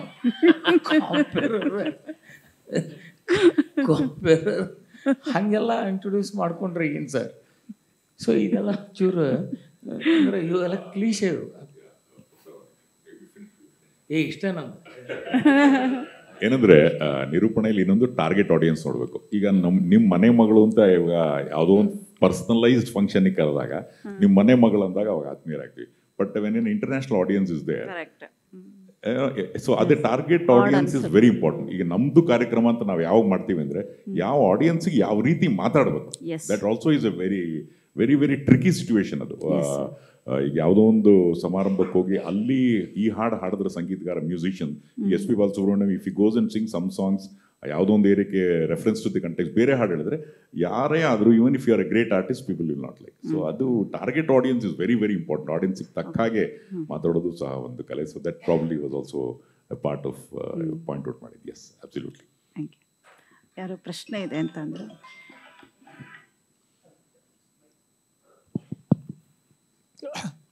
ನಮಸ್ಕಾರ. ನಾನು BIC member since 10 years, but ಆದರೆ 2 ವರ್ಷದಿಂದ ಬರ್ತಾ ಇರಲಿಲ್ಲ ಪ್ರೋಗ್ರಾಮ್ಗೆ. ಬಟ್ ಈ ಪ್ರೋಗ್ರಾಮ್ಗೋಸ್ಕರ ಇವತ್ತು ಎಕ್ಸ್ಕ್ಲೂಸಿವ್ಲಿ ಬಂದಿದ್ದೀನಿ. ನಂಬರ್ 2, ಮಿಸ್ಟರ್ ವಸ್ತಾರ ನಾಗರಾಜ್ಗೆ ಅಪರ್ಣ ಅವ್ರ ಪರಿಚಯ ಹಾಕಿನ ಮುಂಚೆ ನಮ್ಮ ಫ್ಯಾಮಿಲಿಗೆ 30 ವರ್ಷದಿಂದನೇ ಪರಿಚಯ. ಅವ್ರ ಫಾದರು ನಮ್ಮ father, they were colleagues. My father was in Indian Express and Indian Express in Kannada Prabha, and he was also part of Mr. Narayan Swamy, not Narayan Rao. You said Narayan Rao. Narayan Swamy was in Kannada Prabha. He was in charge of magazine section, if I remember. Then she has visited Nammanege Sumar along with her father. She has come several times to my house, our house. So that we had a very close, ಅಪ್ಪ ಅವರಪ್ಪಗೆ ತುಂಬ close connection ಇತ್ತು. ಆಮೇಲೆ ಒಂದು small remembrance ಅಂದರೆ about 3 years back probably mister Prakash was also there as one of the anchor. So ಅವಾಗ I think co anchor was she had come to FKCCA program. Then immediately I just introduced to her and told her. So she was so happy. ನನ್ನ ಅಮ್ಮಗೆ ಹೋಗಿ ಇಮ್ಮಿಡಿಯೇಟಾಗಿ ಹೇಳ್ತೀನಿ, ನಾನು meet ಮಾಡಿದ್ದೆ ನಿಮ್ಮನ್ನು ಅಂತ ಹೇಳಿದ್ರು. So that I wanted to just simply share. Sir, ನಿಮ್ಮ ಫಾದರ್ ಹೆಸರು? ವಿಜಯರಾವ್ ಅಂತ. ವಿಜಯರಾವ್ ಅಂದ್ಬಿಟ್ಟು he was in Indian Express. And when Deccan was started, Deccan ರೋಡಲ್ಲಿ ಇದ್ದರು. Then when Indian Express in Kannada was started, he was the chief of circulation. And then he was knowing to. Thank you sir. ಮತ್ತೆ ಯಾರು ಇದ್ದಾರೆ? ಹಾಂ.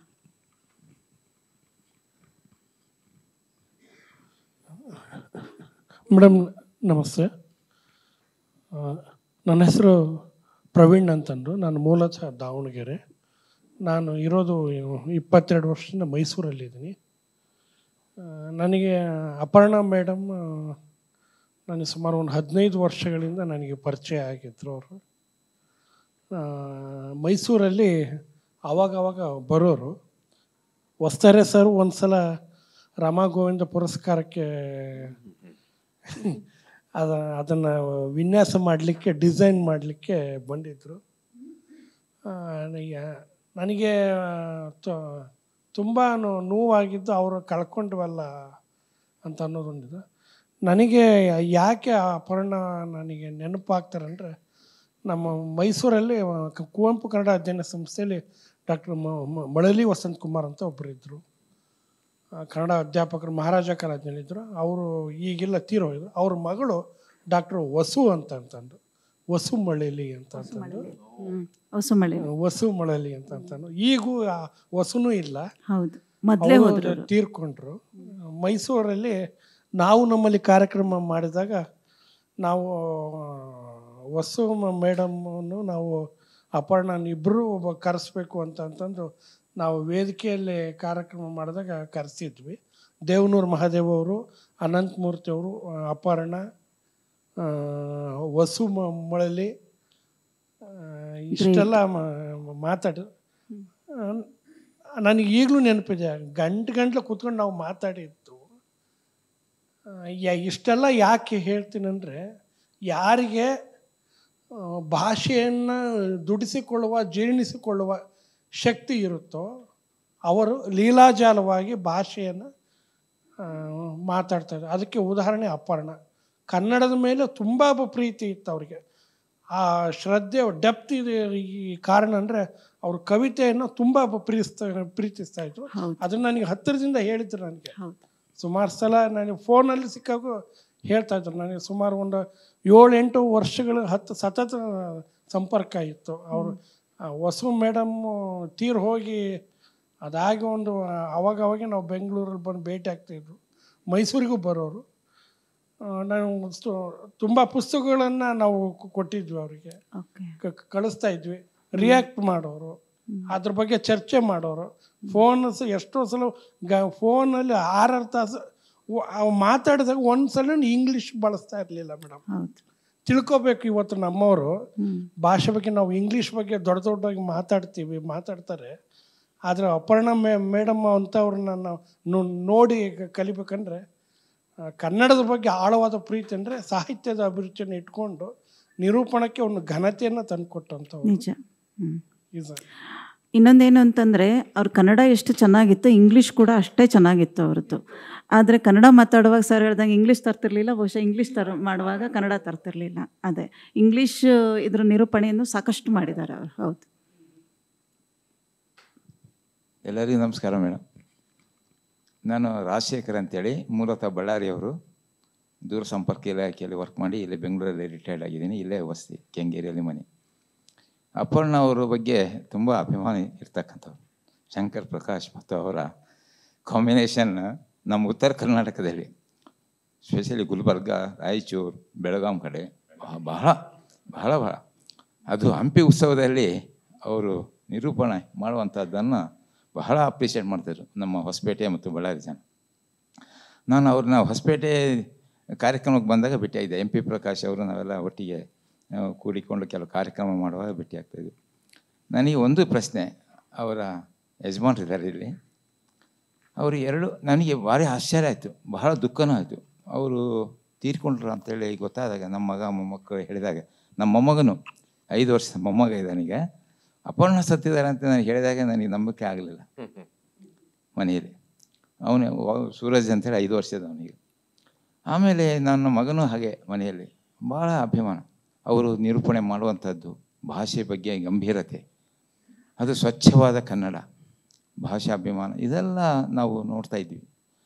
ಆಮೇಲೆ ನನಗೆ ಆಶ್ಚರ್ಯ ಆಗಿದ್ದೇನೆಂದರೆ, 2 ವರ್ಷದಿಂದ ಅವರಿಗೆ ನಾನು ಒಂದು ಪ್ರಶ್ನೆ, ಅವರ ಯಜಮಾನರಿದ್ದಾರೆ ಅವ್ರಿಗೆ ಕೇಳ್ತಾಯಿದ್ದೀನಿ, ಅದು ತಪ್ಪಂತ ತಿಳ್ಕೊಬೇಡಿ ನಾನು ಕೇಳ್ತಾ ಇರೋದು.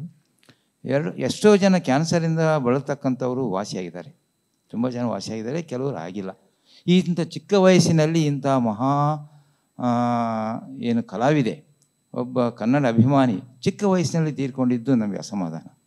ಅದಕ್ಕೆ ತಾವೇನಾದರೂ ಆ ರೋಗ ಕಾಯಿಲೆಗೆ ಪ್ರಯತ್ನ ಮಾಡಿರ್ತೀರಾ ಅಂತ ನನಗೆ ಗೊತ್ತು. ಅದು ಎಲ್ಲಿ ಫೇಲ್ಯೂರ್ ಆದರೆ ಏನಾಯಿತು, ಸ್ವಲ್ಪ ನಮಗೆ ವಿಷಯ ತಿಳಿಸ್ಬೇಕಂತೇಳಿ ನನ್ನ ಮನವಿ. ಈ ಪ್ರಶ್ನೆಗೆ ಉತ್ತರ ಕೊಡೋದು ಸ್ವಲ್ಪ ಕಷ್ಟ ಆಗತ್ತೆ ನಮಗೆ.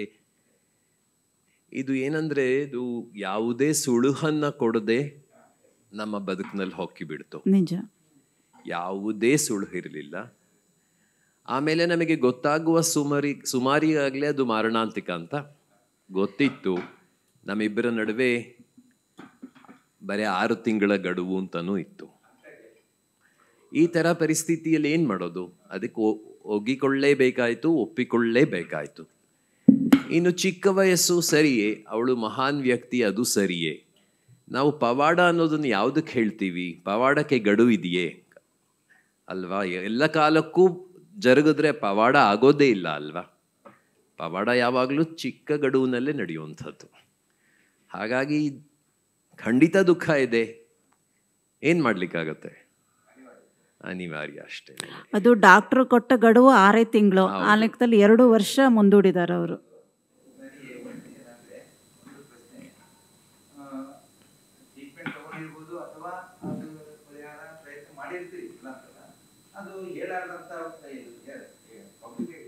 ಅಲ್ಲ, ಅದು ಅವರವರಿಗೆ ಗೊತ್ತಿರ್ತದೆ ಸರ್, ಫ್ಯಾಮಿಲಿ ಒಳಗೆ ಗೊತ್ತಿರ್ತದೆ.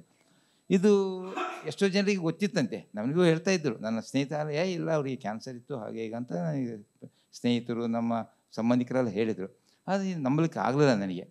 ಆದರೆ ಈ ಥರ ಅನೇಕ ವ್ಯಕ್ತಿಗಳು ತಮ್ಮ ವೃತ್ತಿ ಜೀವನದಲ್ಲಿ ಮನಸ್ಸು ಇಟ್ಟು, ಈಗ ಅನಂತಕುಮಾರ್ ಅವರು ಆ ಚಿಕ್ಕ ವಯಸ್ಸಿನಲ್ಲಿ ತೀರ್ಕೊಂಡಿದ್ದು. ನಮ್ಮ ಮಂತ್ರಿ ಆಗಿದ್ದರಲ್ಲ, ಬೆಂಗಳೂರಿನಿಂದ MP ಆಗಿದ್ದರು, ಹುಬ್ಬಳ್ಳಿ ಕಡೆಯಿಂದ ಬಂದು ಇಲ್ಲಿ.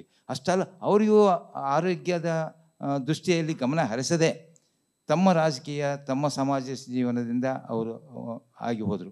ಅದೇ ಥರ ನನಗೇನು ಅನ್ಸತ್ತಂದರೆ, ಈ ಕ್ಯಾನ್ಸರ್ ಬಗ್ಗೆ, ಆರೋಗ್ಯದ ಬಗ್ಗೆ ಏನಾದರೂ ಸ್ವಲ್ಪ ನೆಗ್ಲೆಕ್ಟ್ ಮಾಡಿ ಈ ವೃತ್ತಿ ಜೀವನದ ಬಗ್ಗೆ, ಭಾಷೆ ಬಗ್ಗೆ ಅಭಿಮಾನದಿಂದ, ನೀವು ಹೇಳಿದ್ರಲ್ಲ ಭಾಷಣ ಮೈಕ್ ಸಿಕ್ಕರೆ ಸಾಕು ಅವ್ರಿಗೆ ಏನು ಬೇಡ, ಆ ರೀತಿ ಏನಾದರೂ ಆಯ್ದೆ ಅಂತ ಇಲ್ಲ ಇಲ್ಲ ಇಲ್ಲ. ತನ್ನನ್ನು ತಾನು ಚೆನ್ನಾಗಿ ಆರೈಕೆ ಮಾಡ್ಕೊಳ್ಳೋಳು, ಪೋಷಿಸ್ಕೊಳ್ತಾ ಇದ್ಲು. ಆಮೇಲೆ ಏನನ್ನು ತಿಂತೇನೆ, ಏನನ್ನು ಬಿಡಬೇಕು, ತುಂಬ ಕಟ್ಟುನಿಟ್ಟು. ಆಮೇಲೆ ನಮ್ಮ ಮನೇಲಿ ಇವತ್ತಿಗೂ, ಅವಳಿದ್ದಾಗಲೂ ಅಷ್ಟೇ, ಮುಂಚಿನಿಂದಲೂ ಅಷ್ಟೇ, ನಾವು ರಾತ್ರಿ ಒಲೆಯನ್ನೇ ಹಚ್ತಾ ಇರಲಿಲ್ಲ. ಇಲ್ಲ ನಾನು ಅದಕ್ಕೆ ಹೇಳ್ತೀನಿ, ಈ ಲಂಗ್ಸ್ ಓರಿಯೆಂಟೆಡ್ ಏನಿದೆ, ಭಾರತ ರತ್ನ ಪ್ರೊಫೆಸರ್ CN ರಾವ್ ಅವರು, ನಾನು ಒಂದು ಇಂಟರ್ನ್ಯಾಷನಲ್ ಇವೆಂಟಲ್ಲಿ ನಾನು ಹೋಸ್ಟ್ ಮಾಡಿದ್ದೆ. ಅವರು ಪ್ಲೀಡ್ ಮಾಡಿದ್ರು, ಅಲ್ಲೆಲ್ಲ ಡಾಕ್ಟರ್ಸ್ ಇದ್ರು, do something for something connected with lungs. ಈ ಲಂಗ್ಸ್ ಇರೋದು ಗೊತ್ತಾಗೋದಿಲ್ಲ ಸರ್. ಅದಕ್ಕೆ ಇನ್ನೂ ಯಾವುದೇ ರೀತಿಯಾದಂತಹ ಈಗ ಬೇರೆ ಯಾವುದೇ ಕ್ಯಾನ್ಸರ್ಸ್ ಇದ್ರೆ 2 ವರ್ಷ 3 ವರ್ಷ ಡಾಕ್ಟರ್ಗಳಿಂದ ತಳ್ಳುವಂಥದ್ದಿದ್ರೆ, ಬಟ್ ಲಂಗ್ಸ್ ಅನಂತಕುಮಾರ್ ಅವ್ರದ್ದು lungs connected thing. So lungs connected ಇನ್ನೂ ರಿಸರ್ಚ್ ಬಹಳ ನಡಿಬೇಕು. So people are working. So probably ಇನ್ನೊಂದು 10 years ಡೌನ್ ದ ಲೈನ್ ಇದ್ರೆ ಒಂದು ಸ್ವಲ್ಪ ಲೈಫ್ ಸ್ಪ್ಯಾನ್ ಅನ್ನು ಎಕ್ಸ್ಪ್ಯಾಂಡ್ ಮಾಡೋ. ಆದರೆ 6 months ಅನ್ನೋದು 2.5 years it self is because of hour great. ಈಗ ಮಾತಾಡೋದು ಈ ಕಲೆ ಇರೋದ್ರಿಂದ, ಅವ್ರ ಪರ್ಸನಲ್ ಪ್ರೊಫೆಷನಲಿಸಮ್ ಇರೋದ್ರಿಂದ ನೋಡಿ 2.5 ವರ್ಷ ತಳ್ಳೋದಕ್ಕಾಯ್ತು. She loved our profession. It's the other way round sir. ಯಾಕಂದ್ರೆ ಲಂಗ್ಸ್ ಓರಿಯೆಂಟೆಡ್ಗೆ ಇದುವರೆಗೂ ಇನ್ನು ಬಹಳಷ್ಟು ರಿಸರ್ಚ್ ನಡೀಬೇಕಾಗಿದೆ. ಅದೇ ಅನಂತಕುಮಾರ್ಗೂ ಅದಕ್ಕೆ ಅವ್ರು ನೆಗ್ಲೆಕ್ಟ್ ಮಾಡಿರೋದಿಲ್ಲ. ಲಂಗ್ಸ್ ಅದು ಇದ್ದಕ್ಕಿದ್ದಂಗೆ ಅದು ಗೊತ್ತಾಗೋದು ಬಹಳ ಕಷ್ಟ. ಇವಾಗ ಡೆಲ್ಲಿನಲ್ಲೆಲ್ಲ ಪೊಲ್ಯೂಷನ್ ಬಗ್ಗೆ ನಾವು ಓದ್ತಾ ಇರ್ತೀವಿ ಪೇಪರ್ನಲ್ಲಿ. ಆ್ಯಕ್ಚುಲಿ ನಾವು ಅದ್ರ ಬಗ್ಗೆ ಭಾಳ ಯೋಚನೆ ಮಾಡಬೇಕು. It will connect only to lungs oriented ಕ್ಯಾನ್ಸರ್ಸ್ಗಳು. ಈ ಪೊಲ್ಯೂಷನ್ ಬೆಂಗಳೂರಲ್ಲಿ ಇರ್ಬೋದು, ಡೆಲ್ಲಿ ಇರ್ಬೋದು, ಯಾವ ಅಥಾರಿಟೀಸು ಏನೂ ಮಾಡ್ತಾ ಇಲ್ಲ. ಅದು ಬಹಳ dangerous cancer. CN Rao himself had pleaded with folded hands, do something for lungs cancer ಅಂತ.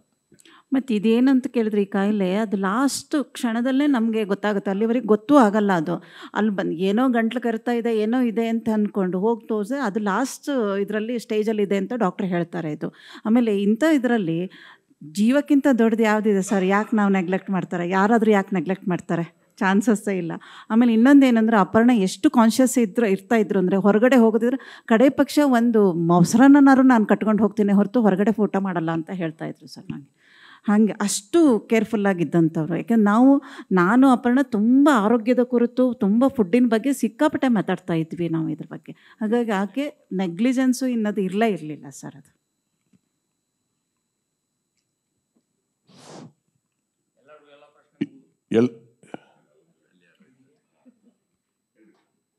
ಎಲ್ರಿಗೂ ನಮಸ್ಕಾರ. ನಾನು ಗೋಪಾಡಿ ಶ್ರೀನಿವಾಸರಾವ್. ನಮ್ಮ ಕುಟುಂಬಕ್ಕೂ ಅವರಿಗೂ ಬಾಂಧವ್ಯ ಕಳೆದ 25-30 ವರ್ಷಗಳು. ಅವರು 22 ವರ್ಷಗಳು 23 ವರ್ಷಗಳಿಂದನೂ ನಮ್ಮ ಸಾಕಷ್ಟು ನಮ್ಮ ಸಮೂಹದ ಕಾರ್ಯಕ್ರಮಗಳಿಗೆ ಬಂದು ಅವರು ನಿರೂಪಣೆಯನ್ನು ಮಾಡಿ ನಮ್ಮನ್ನು ಹುರಿದುಂಬಿಸಿದ್ದಾರೆ. ಅದ್ರ ಜೊತೆಯಲ್ಲಿ ಕೆಲವು ಕಾರ್ಯಕ್ರಮ ಶಂಕರ್ ಪ್ರಕಾಶ್ ಅವರು ಕೂಡ ಬಂದಿದ್ದರು, ಅವರು ಬೇರೆ ಕೂಡ ಬಂದಿದ್ದರು. ಎಲ್ಲ ಕಾರ್ಯಕ್ರಮದಲ್ಲಿ ಬಂದು ಅವರು ನಮ್ಮ ಒಂದು ಕಾರ್ಯಕ್ರಮಕ್ಕೆ ಬಂದು ನಮ್ಮನ್ನು ತುಂಬ ಉತ್ತೇಜಿಸ್ತಾ ಇದ್ದರು. ಅವ್ರು ನಾವು ಯಾವತ್ತೂ ಮರೆಯೋಂಗಿಲ್ಲ. ಆದರೆ ಅವರಲ್ಲಿರುವ ಕಲೆ ಬಗ್ಗೆ ನಾನೊಂದೆರಡು ಮಾತು ಹೇಳಬೇಕಾಗತ್ತೆ. ಏನಂತ ಹೇಳಿದ್ರೆ, ಅವರು ಸರ್ದೇಶ್ ಪಾಂಡೆಯವ್ರು ಹೇಳ್ದಂಗೆ ಅಭಿನಯಕ್ಕೂ ಸರಿ, ನಿರೂಪಣೆಗೆ ಸಹಿ ಅಂದಂಗೆ ಎಲ್ಲರಲ್ಲೂ ಸಹಿಯಾಗಿದ್ದರು. ಹಾಗೆ ನಮ್ಮ ಒಂದು ಉತ್ಪನ್ನಗಳನ್ನು ಬಿಡುಗಡೆ ಮಾಡಲಿಕ್ಕೆ ಮೈಸೂರಿನಲ್ಲಿ ಕೂಡ ಅವರು ಬ್ರ್ಯಾಂಡ್ ಅಂಬಾಸಿಡರಾಗಿ ಕೂಡ ಬಂದಿದ್ದರು. ಅದನ್ನು ಕೂಡ ನಮ್ಮ ಒಂದು ಕಂಪ್ನಿ ಏಳಿಗೆಯಾಗಿ ಅವರು ಕೊಟ್ಟಂಥ ಒಂದು ಕೊಡುಗೆ. ಹಾಗೆ ಅವ್ರ ನಿರೂಪಣೆಯಲ್ಲಿ ತುಂಬ ಕಾರ್ಯಕ್ರಮ ನಾವು ನೋಡಿರ್ತೀವಿ. ಎಲ್ಲೇ ಹೋದರೂ ಕೂಡ ಅಲ್ಲಿ ಒಂದಷ್ಟು ಗೊಂದಲಗಳು, ಸಮಯ ಪ್ರಜ್ಞೆ ಇಲ್ಲದೆ ಅಲ್ಲಲ್ಲೇ ಮಾತುಗಳಾಡ್ತಾ ಇರುವಂಥದ್ದು, ಹೀಗೆಲ್ಲ ಸಾಕಷ್ಟು ನಡೀತಾ ಇರುತ್ತೆ. ಅಪರ್ಣವರು ಮೈಕ್ ತಗೊಂಡ್ರು ಅಂದರೆ ಸ್ತಬ್ಧ. ಯಾತಕ್ಕಂದರೆ ಆ ಒಂದು ಸಭೆಯನ್ನು ಕಂಟ್ರೋಲ್ ಮಾಡಲಿಕ್ಕೆ ಅವ್ರ ಒಂದು ಶಕ್ತಿ ಅದು. ಅವ್ರು ಮಾತಾಡಿದ್ರಂದರೆ ಸಭೆ ಕಂಟ್ರೋಲಿಗೆ ಬರ್ತಾಯಿತ್ತು. ಎಷ್ಟೋ ಕಾರ್ಯಕ್ರಮ ನೋಡಿದ್ದೀವಿ, ಎಷ್ಟೋ ನಿರೂಪಣೆ ಮಾಡೋರು ಹೇಳ್ತಾ ಇರ್ತಾರೆ, ಗೌಜ್ ಮಾಡಬೇಡಿ, ಗಲಾಟೆ ಮಾಡಬೇಡಿ, ಕಾರ್ಯಕ್ರಮಕ್ಕೆ ಗಮನ ಕೊಡಿ ಅಂತ. ಆದರೆ ಅಪರ್ಣವರ ಒಂದು ಆ ನಿರೂಪಣೆಯಲ್ಲಿ ಅವರ ಆ ಒಂದು ಶಕ್ತಿ ಆ ಥರ ಇತ್ತು. ಮತ್ತು ಅವರು ಸಮಯ ಸ್ಫೂರ್ತಿ ಬಗ್ಗೆ ಎಲ್ಲ ಹೇಳಿದ್ದಾರೆ. ಇನ್ನು ಮತ್ತೆ ನಾನು ರಿಪೀಟ್ ಮಾಡೋದು ಅವಶ್ಯಕತೆ ಇಲ್ಲ. ಅವರ ಒಂದು ಕಲೆ ಬಗ್ಗೆ, ಅವರ ಮನಸ್ಸುಗಳು, ಮನಸ್ಸಿನ ಆಳದ ಬಗ್ಗೆ. ಇನ್ನು ಜೊತೆಯಲ್ಲಿ ನಮಗೆ ಒಡನಾಟದಲ್ಲಿ ನಾವು ಆಹಾರ ಉದ್ಯಮ ಆಗಿರೋದ್ರಿಂದ ನಾವು ಆವಾಗ ಭೇಟಿ ಮಾಡ್ತಾಯಿದ್ವಿ. ಹಾಗೆ ಅವರು ನಮ್ಮನ್ನು ಸಮಾಜದಲ್ಲಿ ನಮ್ಮನ್ನು ಎತ್ತಕ್ಕೆ ಬೆಳೀಲಿಕ್ಕೆ ಸಾಕಷ್ಟು ಸಂದರ್ಭಗಳಲ್ಲಿ ನಮ್ಮೆಲ್ಲರೂ ಉತ್ತೇಜಿಸ್ತಾ ಇದ್ರು ಅವರು. ಹಾಗೆ ಅವರ ಒಂದು ಮದುವೆ ಸಮಾರಂಭದಲ್ಲಿ ನನಗೆ ಒಂದು ಚಿಕ್ಕ ಅವಕಾಶನ ಕೊಟ್ಟರು, ಒಂದು ಸ್ವಲ್ಪ ಆಹಾರಗಳನ್ನು ತಯಾರು ಮಾಡುವಂಥ ಒಂದು ಜವಾಬ್ದಾರಿನ. ಆವಾಗ ಅವರು ಕೊಟ್ಟಂಥ ಮೆನು ನಮಗೆ ಒಂದು ಸ್ವಲ್ಪ ಮಟ್ಟಿಗೆ ಅದರಲ್ಲಿ ಸ್ವಲ್ಪ ಹೊಸದಾಗಿತ್ತು. ಅವರು ಎಲ್ಲಿವರೆಗೆ ಅಂತ ಹೇಳಿದ್ರೆ, ಅದನ್ನು ನಮ್ಗೆ ಕಲಿಸ್ಕೊಟ್ಬಿಟ್ಟು ನಮ್ಮನ್ನು ನಾರಾಯಣ ಕೇಂದ್ರವನ್ನೇ ನಾವು ಓಪನ್ ಮಾಡಿ 15 ದಿವಸಗಳ ಕಾಲ ಅವ್ರು ಬೇಕಾದ ಇದರಲ್ಲಿ ಆಹಾರಗಳನ್ನು ನಾವು ಮಾಡಿಕೊಟ್ವಿ. ಯಾತಕ್ಕಂತ ಹೇಳಿದ್ರೆ ಇಷ್ಟಕ್ಕೆ ಮುಂಚೆ ಮಾತಲ್ಲಿ ಬಂತು, ಅವರೊಂದು ತಿಂಡಿ ಪೋತು ಅಂತ ಹೇಳಿದ್ರಲ್ಲ, ತಿಂಡಿ ಬಗ್ಗೆ ಅವ್ರು ಭಾಳ ಅಭಿರುಚಿ ಇದೆ. ಅವರ ಅಭಿರುಚಿಯಿಂದ ನಾವು ಎಷ್ಟೋ ಕಲ್ತ್ಕೊಂಡಿದ್ದೀವಿ. ಹಾಗೆ ಅವರಿಗೂ ನಮಗೂ ಇನ್ನೂ ಸಾಕಷ್ಟು ಪ್ರತಿ ವರ್ಷ ಅವ್ರಿಗೂ ನಾವು ಭೇಟಿಯಾಗೋದು. ನಾವು ಪ್ರತಿ ವರ್ಷ ಅವರಿಗೆ ಆಂಧ್ರ ಪ್ರದೇಶದಿಂದ ವಿಶೇಷವಾದ ನೇರಳೆಹಣ್ಣನ್ನು ಕಳಿಸ್ಕೊಡ್ತಾ ಇದ್ವಿ, ವಿಶೇಷವಾದ ಮಾಂಗೆಹಣ್ಣು ಕಳಿಸ್ತಾ ಇದ್ವಿ. ಒಂದು ವರ್ಷ ಬಂದಿಲ್ಲ ಅಂದರೆ ಯಾಕೋ ಶ್ರೀನಿವಾಸರಾವ್ ಈ ಸತಿ ಬರ್ತಬಿಟ್ಟಾಗಿದೆ, ನಮ್ಮ ಹೆಂಡ್ತಿಗೆ ಫೋನ್ ಮಾಡ್ತಾರೆ. ಹಾಗೆ ಅವ್ರ ನಮ್ಮ ಒಂದು ಒಡನಾಟ, ಅವ್ರ ಬಗ್ಗೆ ಈಗಾಗಲೇ ಸಾಕಷ್ಟೇ ಹೇಳಿದ್ದಾರೆ. ಇನ್ನು ನಾವು ಬೇಕಾದಷ್ಟು ಅವ್ರ ಬಗ್ಗೆ ಒಂದು ದೊಡ್ಡ ದೊಡ್ಡ ಮಹಾಸಾಗರ ಅಂತ ಹೇಳ್ಬೋದು. ಅಷ್ಟು ಅವರ ಅನುಭವಗಳು ಮತ್ತು ಅವರ ಮಾತಿನ ಚಾಕಚಕ್ಯತೆ, ಭಾಷೆ ಮೇಲೆ ಹಿಡಿತ ಇವತ್ತಿಗೂ ಅವರ ಜೀವಂತವಾಗಿ ಇರೋ ಹಾಗೆ ಎಷ್ಟೋ ನಾವು ಮೆಟ್ರೋ ಬಸ್ ಸ್ಟ್ಯಾಂಡ್ಗಳಲ್ಲಿ ಅವರ ವಾಯ್ಸ್ಗಳನ್ನು ಕೇಳ್ತಾನೆ ಇರ್ತೀವಿ. ಹೀಗೆ ಅವರ ಒಂದು ಆತ್ಮಕ್ಕೆ ಶಾಂತಿ ಸಿಗಲಿ, ಸದ್ಗತಿ ಸಿಗಲಿ ಅಂತ ನಾವು ಭಗವಂತನ ಪ್ರಾರ್ಥನೆ ಮಾಡ್ತಾ ಹೊಸಾರವರಿಗೂ ಕೂಡ ನನ್ನ ನಮಸ್ಕಾರಗಳನ್ನು, ಎಲ್ಲರಿಗೂ ನನ್ನ ನಮಸ್ಕಾರ ತಿಳಿಸ್ಕೊಳ್ತಾ ಇದ್ದೀನಿ. Thank you sir, thank you. ನಮಸ್ತೆ ಸರ್, ನಾನು ಶೋಭಾ ಅಂತ. ಕೇಳಿಸ್ತಾ ಇಲ್ಲ. ಶೋಭಾ ಅಂತ ಸರ್. ನನಗೆ ಆ ದಿನ ಮಲಗುವ ಮುನ್ನ ನಾನು ವಾಟ್ಸಪ್ ನೋಡಿದಾಗ ಆ ವಿಷಯವನ್ನು ವಾಟ್ಸಪ್ನಲ್ಲಿ ನೋಡಿದೆ. ನನಗೆ ತಕ್ಷಣ ಶಾಕ್ ಆಯಿತು, ಇದು ಸುಳ್ಳು ವಿಷಯ ಇರ್ಬೋದಾ? ಏಕೆಂದರೆ ವಾಟ್ಸಪ್ನಲ್ಲಿ ಆ ಥರದ್ದೆಲ್ಲ ಬರ್ತಾ ಇರ್ತವೆ. ಹಾಗಾಗಿ ನಾನು ನಂತರ ಟಿ ವಿ ಹಾಕಿ ನೋಡಿ ವಿಷಯ ತಿಳಿದಾಗ ಬಹಳ ದುಃಖ ಆಯಿತು. ಹಾಗಾಗಿ ನನ್ನ ಒಂದು ಪ್ರಶ್ನೆ ಅನ್ನೋದಕ್ಕಿಂತ ತಮ್ಮಿಂದ ವಿಷಯವನ್ನು ಒಂದಷ್ಟು ಅಭಿಪ್ರಾಯಗಳನ್ನ, ಏಕೆಂದರೆ ತಾವು ಇದನ್ನು ಲೈವ್ ಆಗಿ ಸಾಮಾಜಿಕ ಮಾಧ್ಯಮದಲ್ಲಿ ಹಾಕ್ಬೋದು ಅನ್ನೋ ಒಂದು ಇದರಿಂದ ಕೇಳ್ತಾ ಇದ್ದೀನಿ. ಅಂಥ ಒಂದು ಕಾಯಿಲೆಗೆ ತುತ್ತಾದಾಗ ಅಪರ್ಣಾ ಮೇಡಮ್ ಅವರ ಹೇಗೆ ಅದನ್ನು ಬದುಕಿನಲ್ಲಿ ತೆಗೆದುಕೊಂಡ್ರು, ಅವರ ಅಂಥ ಸಂದರ್ಭದಲ್ಲಿ ಅವರು ಯಾವ ರೀತಿ ನುಡಿಗಳನ್ನ ಮಾತುಗಳನ್ನ ಹೇಳ್ತಾಯಿದ್ರು. ಅದು ಒಂದು ಆ ಕಾಯಿಲೆ ಬಂದಾಗ ಕೆಲವರು ಇದೇ ಥರ ಸಾಕಷ್ಟು ಕ್ಯಾನ್ಸರ್ ಪೇಷಂಟ್ಗಳಿರ್ಬೋದು ಅಥವಾ ಬೇರೆ ಬೇರೆ ಕಾಯಿಲೆಗಳಿಂದ ಜೀವದ ಆಸೆಯನ್ನು ಬಿಟ್ಟು ನಿರಾಶೆಯಿಂದ ಬದುಕ್ತಾ ಇರ್ತಕ್ಕಂಥ ಒಂದಷ್ಟು ಜನರಿಗೆ ಆ ಸಮಯದಲ್ಲಿ ಅವರು ಯಾವ ರೀತಿ ಅದನ್ನು ಎದುರಿಸಿ ಏನು ಹೇಳ್ತಾಯಿದ್ರು, ಯಾವ ರೀತಿ ಬದುಕ್ತಾಯಿದ್ರು, ಅವರ ಮಾತುಗಳನ್ನು ತಮ್ಮಿಂದ ಕೇಳಬೇಕು ಅಂತ ಒಂದಷ್ಟು ಆಸೆ. ಈ ಕುರಿತು ಆಗಲೇ ಕೆಲವಾರು ಕಡೆ ಹೇಳಿದ್ದೇನೆ, ಸಮೂಹ ಮಾಧ್ಯಮಗಳಲ್ಲಿ ಹಂಚಿಕೊಂಡಿದ್ದೇನೆ. ಈಗ ಮತ್ತೆ ಏನೇ ಹೇಳಿದ್ರು ಮತ್ತೆ ಅದು ಪುನರಾವರ್ತನೆಯೇ ಆಗುತ್ತೆ. ಹಾಗಾಗಿ ಸ್ವಲ್ಪ ಸಂಕ್ಷಿಪ್ತವಾಗಿ ಹೇಳಕ್ಕೆ ಬಯಸ್ತೇನೆ.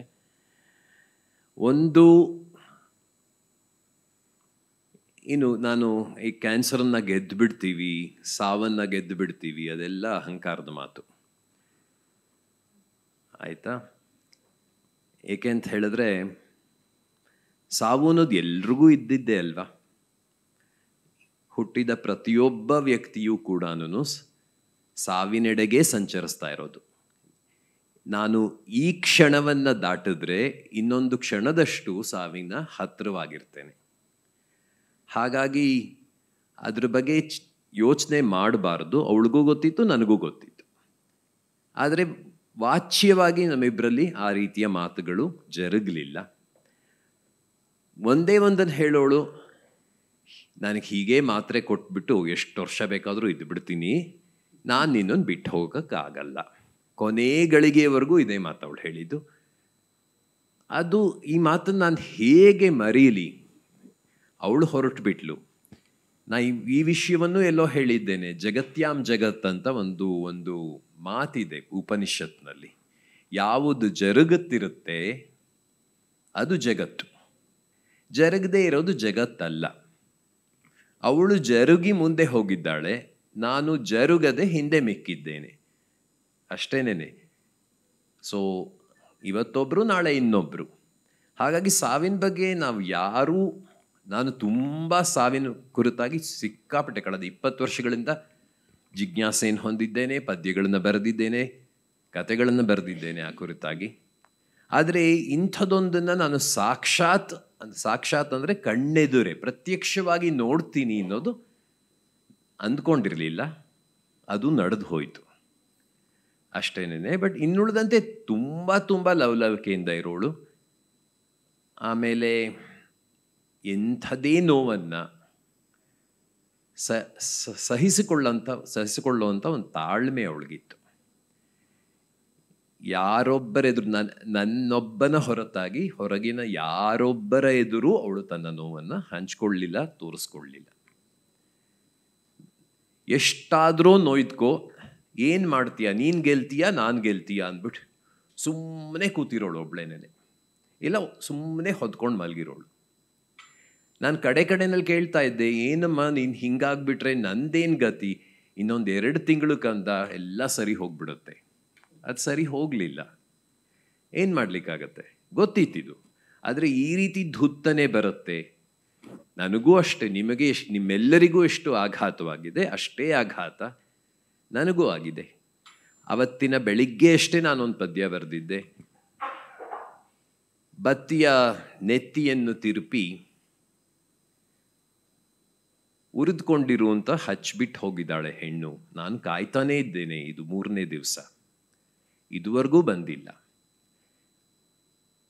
ಇನ್ನು ಮುಂದೆ ನನಗೇನು, ಅವಳು ಹಚ್ಚಿಟ್ಟ ದೀಪ ನಾನು ಉರಿಯುವುದಷ್ಟೇ ಕೆಲಸ ಇರುವ ತನಕ.